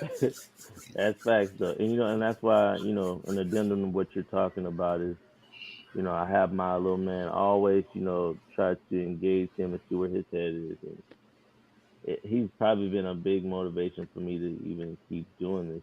Even when there's tough days, when I look at him and he's like, I want to be like you, or I want to do that, I want to wear that uniform. I'm just like, look, I'm doing this so you don't gotta do this. Like you don't want to put yourself through this. But it's about that Wizard of Oz concept. You know what I mean? It's like he wants to see that. Like, oh man, it's amazing to him. It's he feels like when he sees it on TV, he's running around the house with like a backpack dropping down on a shoe. It's a fantasy. But I definitely, try to remind him of the importance of just schooling, and but he's a natural leader, man. It's in him, and it really drives me. He motivates me. Even when I left Fort Bragg and they were giving me my award, I was like, I'm giving this to him because he's the reason why I stayed through this stuff, because he's watching every move I make, every single move that I'm making, every accomplishment I'm making. He's congratulating me. Now he's older. He's 9 now. He's congratulated his dad. Like even when I was in school, he's like, "You're almost there." You're encouraging me. You know what I mean? Like, man, it just moves me to know that a 9-year-old can just say, like, you almost got it. Repeating the same words I told him at one point in time, and just like, I know it's hitting home. If you're telling me what I told you, man, all right, then the job is done at this point. Like, you getting it. So, that's Facts. definitely what's up, though. Like, them kids be picking up on stuff. Like, I know my kids, they'll be like, especially my oldest, she be like, Mommy, you want us to go sit down so you can do your homework? I'm like, yeah. Yeah, I'll do that. Like, it's just funny how they pick up on like your responsibilities of just them Why y'all watching. still telling a lot? Y'all still telling a lot? Because that was the case then. I won't have no kids running up and down my stairwell. You know what I'm saying? No, like Kyla, she'll be like, Mom, you want me to close your door? You doing your homework? I'm like, yo, go No, on close your door. I don't have that. I don't have that. It's after the fact you leave my house and then I go in my bathroom. You done got into the soap. You done got in all this toilet Tell paper me you do everywhere. this. What is y'all? What is you? What? And then when you have that one kid, you look at him being like this. I don't like you because you too much like me. I got that It's like one kid. I don't you like don't him because care. he You look don't like give. the You don't other care. You kids. don't I give. be like, You don't give two shakes of a lamb's tail about what somebody's telling you. Okay, whatever. She don't. And She that's don't get Kalia. it. That's Kalia. She doesn't. She's like the rough and tough. Like, oh, yeah, I know. I was like this. Yeah, I know that hurts. It's like you say Yeah, something, you get it's back at okay. them, okay, and then do it again. Yeah. Yes. Whew. I know it's I was gonna be one, but who's were making all that noise in the background. Like you know oh, how people can control their kids. probably mine.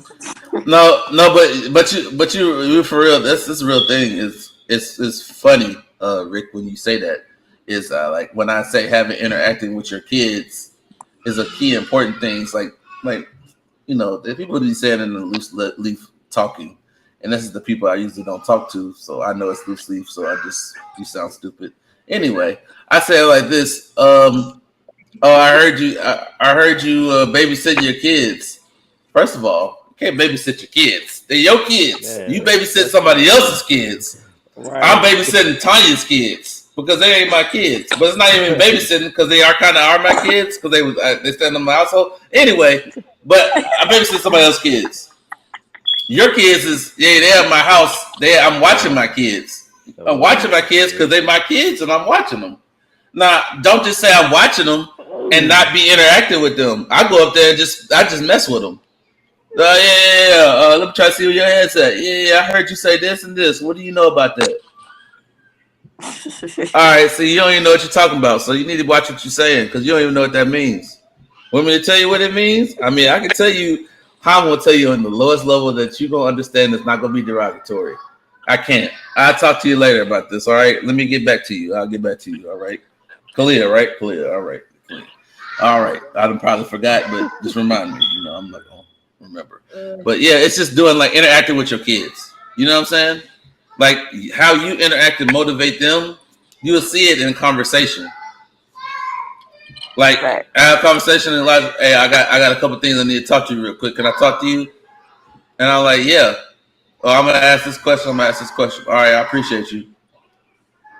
Yeah, man, I appreciate you. No problem. It's having that conversation and having that communication where we have an understanding about how this is all gonna drop down and gonna happen. So how to be respectful enough to have a conversation with somebody, you have to show that respect in the tone of how you talking to somebody. It when I'm asking you a question, be like, hey Kevin, can I talk to you for a second? That just grabbed your attention to where like, all right, you want to talk to me? Like, what's good, bro? And it's like bringing you in, being like this, and then whatever I want, I start beating you up with it. Like, all right, that's what I need. You know what I'm saying? Like, we good, right? We good, right? Yeah. It's like it's that having that conversation, with, like being that close to somebody to feel like I can talk to you about whatever I need to talk to you, Tanya, or Kevin, or Rick. You know what I'm saying? It's just like having an understanding or whatever. Mm-hmm. Well, I like the piece about agility. I think that you showed a lot of agility, like even being in the army for 12 years. That's agility in itself. Like that's very commendable. Um, Especially in your MOS and black man.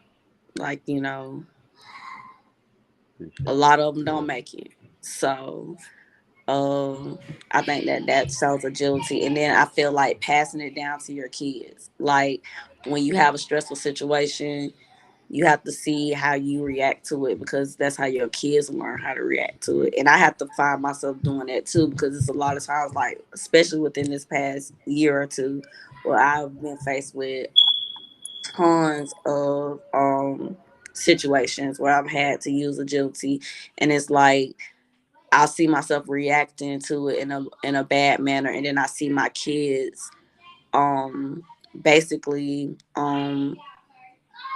doing the same thing, and I'm like, okay, so I need to change how I react to situations and change my growth mindset and change how I gauge situations or, look at situations and fix that within myself so that I can teach them how to do that. Because I saw this TED talk and I hope Brandon shares it next week about grit, and this lady was talking about having grit and all that goes into agility and resilience, and you just taking your situation and you're turning it around. You're taking a not so good situation or what can be perceived as a negative situation, it. and you're turning it around and you're changing it to where it's a positive situation. You know what I'm saying? Like I have I have to take time off of work due to situations that I had got myself into.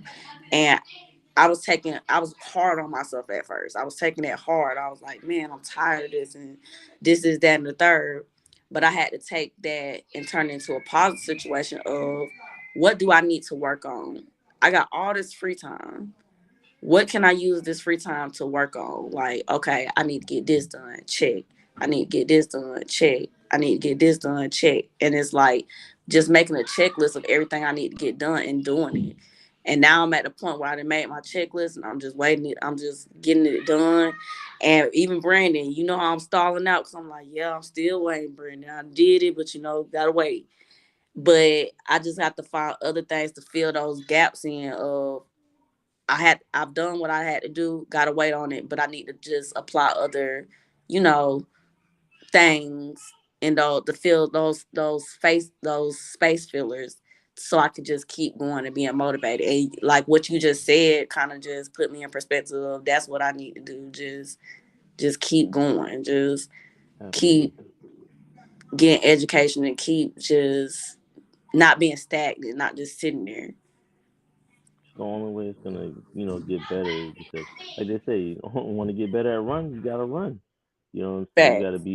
You gotta be comfortable with being uncomfortable. You have to constantly challenge your mind and unlock those levels, because that's a reward.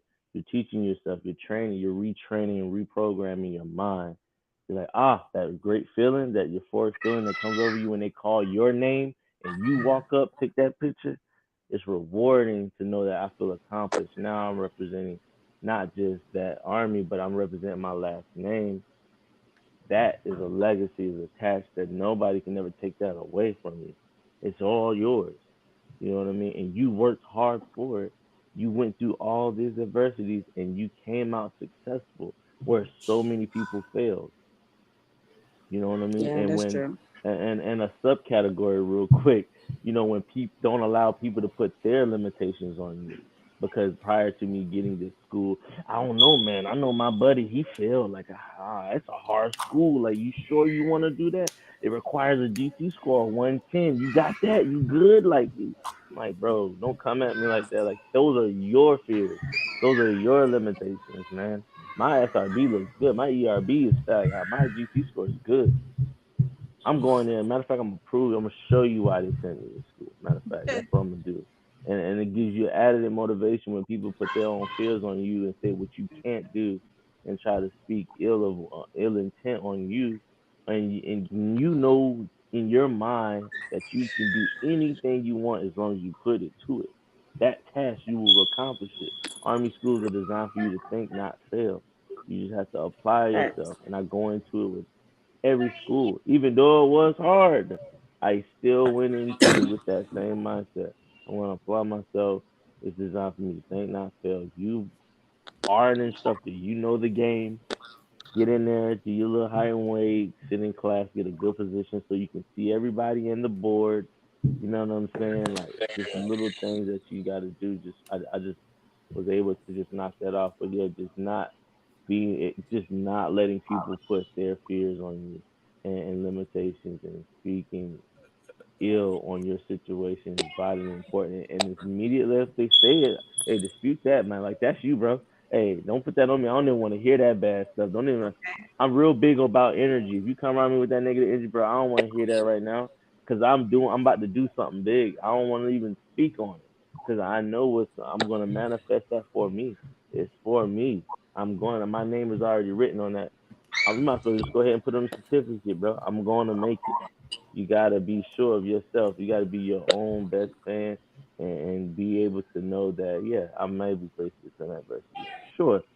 I mean, if it's not abrasive, it's probably not gonna get polished. It's not gonna be worth anything. Pressure makes diamonds. You got, what you gonna do? You gonna bust like a pipe, or you gonna make the diamond? It's all on you. Nobody else. You gotta wake up early. You gotta, yeah, it's gonna be sucky because you might get off late. Yeah, I ain't gonna be able to turn up and go to Mocha Fest in Houston because I really wanted to go to Houston to Mocha Fest when I was out there. But it was a decision. Like, if I did, yeah, I probably would have been hungover. Yeah, I probably wouldn't have been thinking clearly in class because I just drove back 4 or 5 hours. Now I'm struggling. Now it's my fault. Now I'm blaming the teacher. Man, you didn't explain it better. Now it's everybody else's fault. You see what I'm saying? You see that happen a lot when people that faced with challenges and they fall short, that they want to put and blame on someone else. But reality, you gotta look in that mirror. You gotta look in that Hey, mirror and so just hey think. Kevin, you got anything to say, Kev? Or you good? Yeah, please. Yeah, I'm Nah, not I'm done with good. that because I'm. I mean, that's. I was glad to be out of that situation, but like I said, summing it all up, just being able to put your best foot forward, staying motivated, and being able to be the best version of yourself. Don't let anyone put limitations on you. That's all I got going on. I appreciate y'all having me back on the podcast. I appreciate I'm back, baby. I'm gonna be here next week too. It's lit.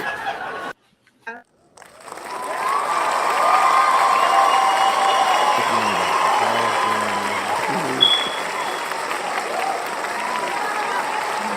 one. All right, dang. All right, man. That's enough. God dang.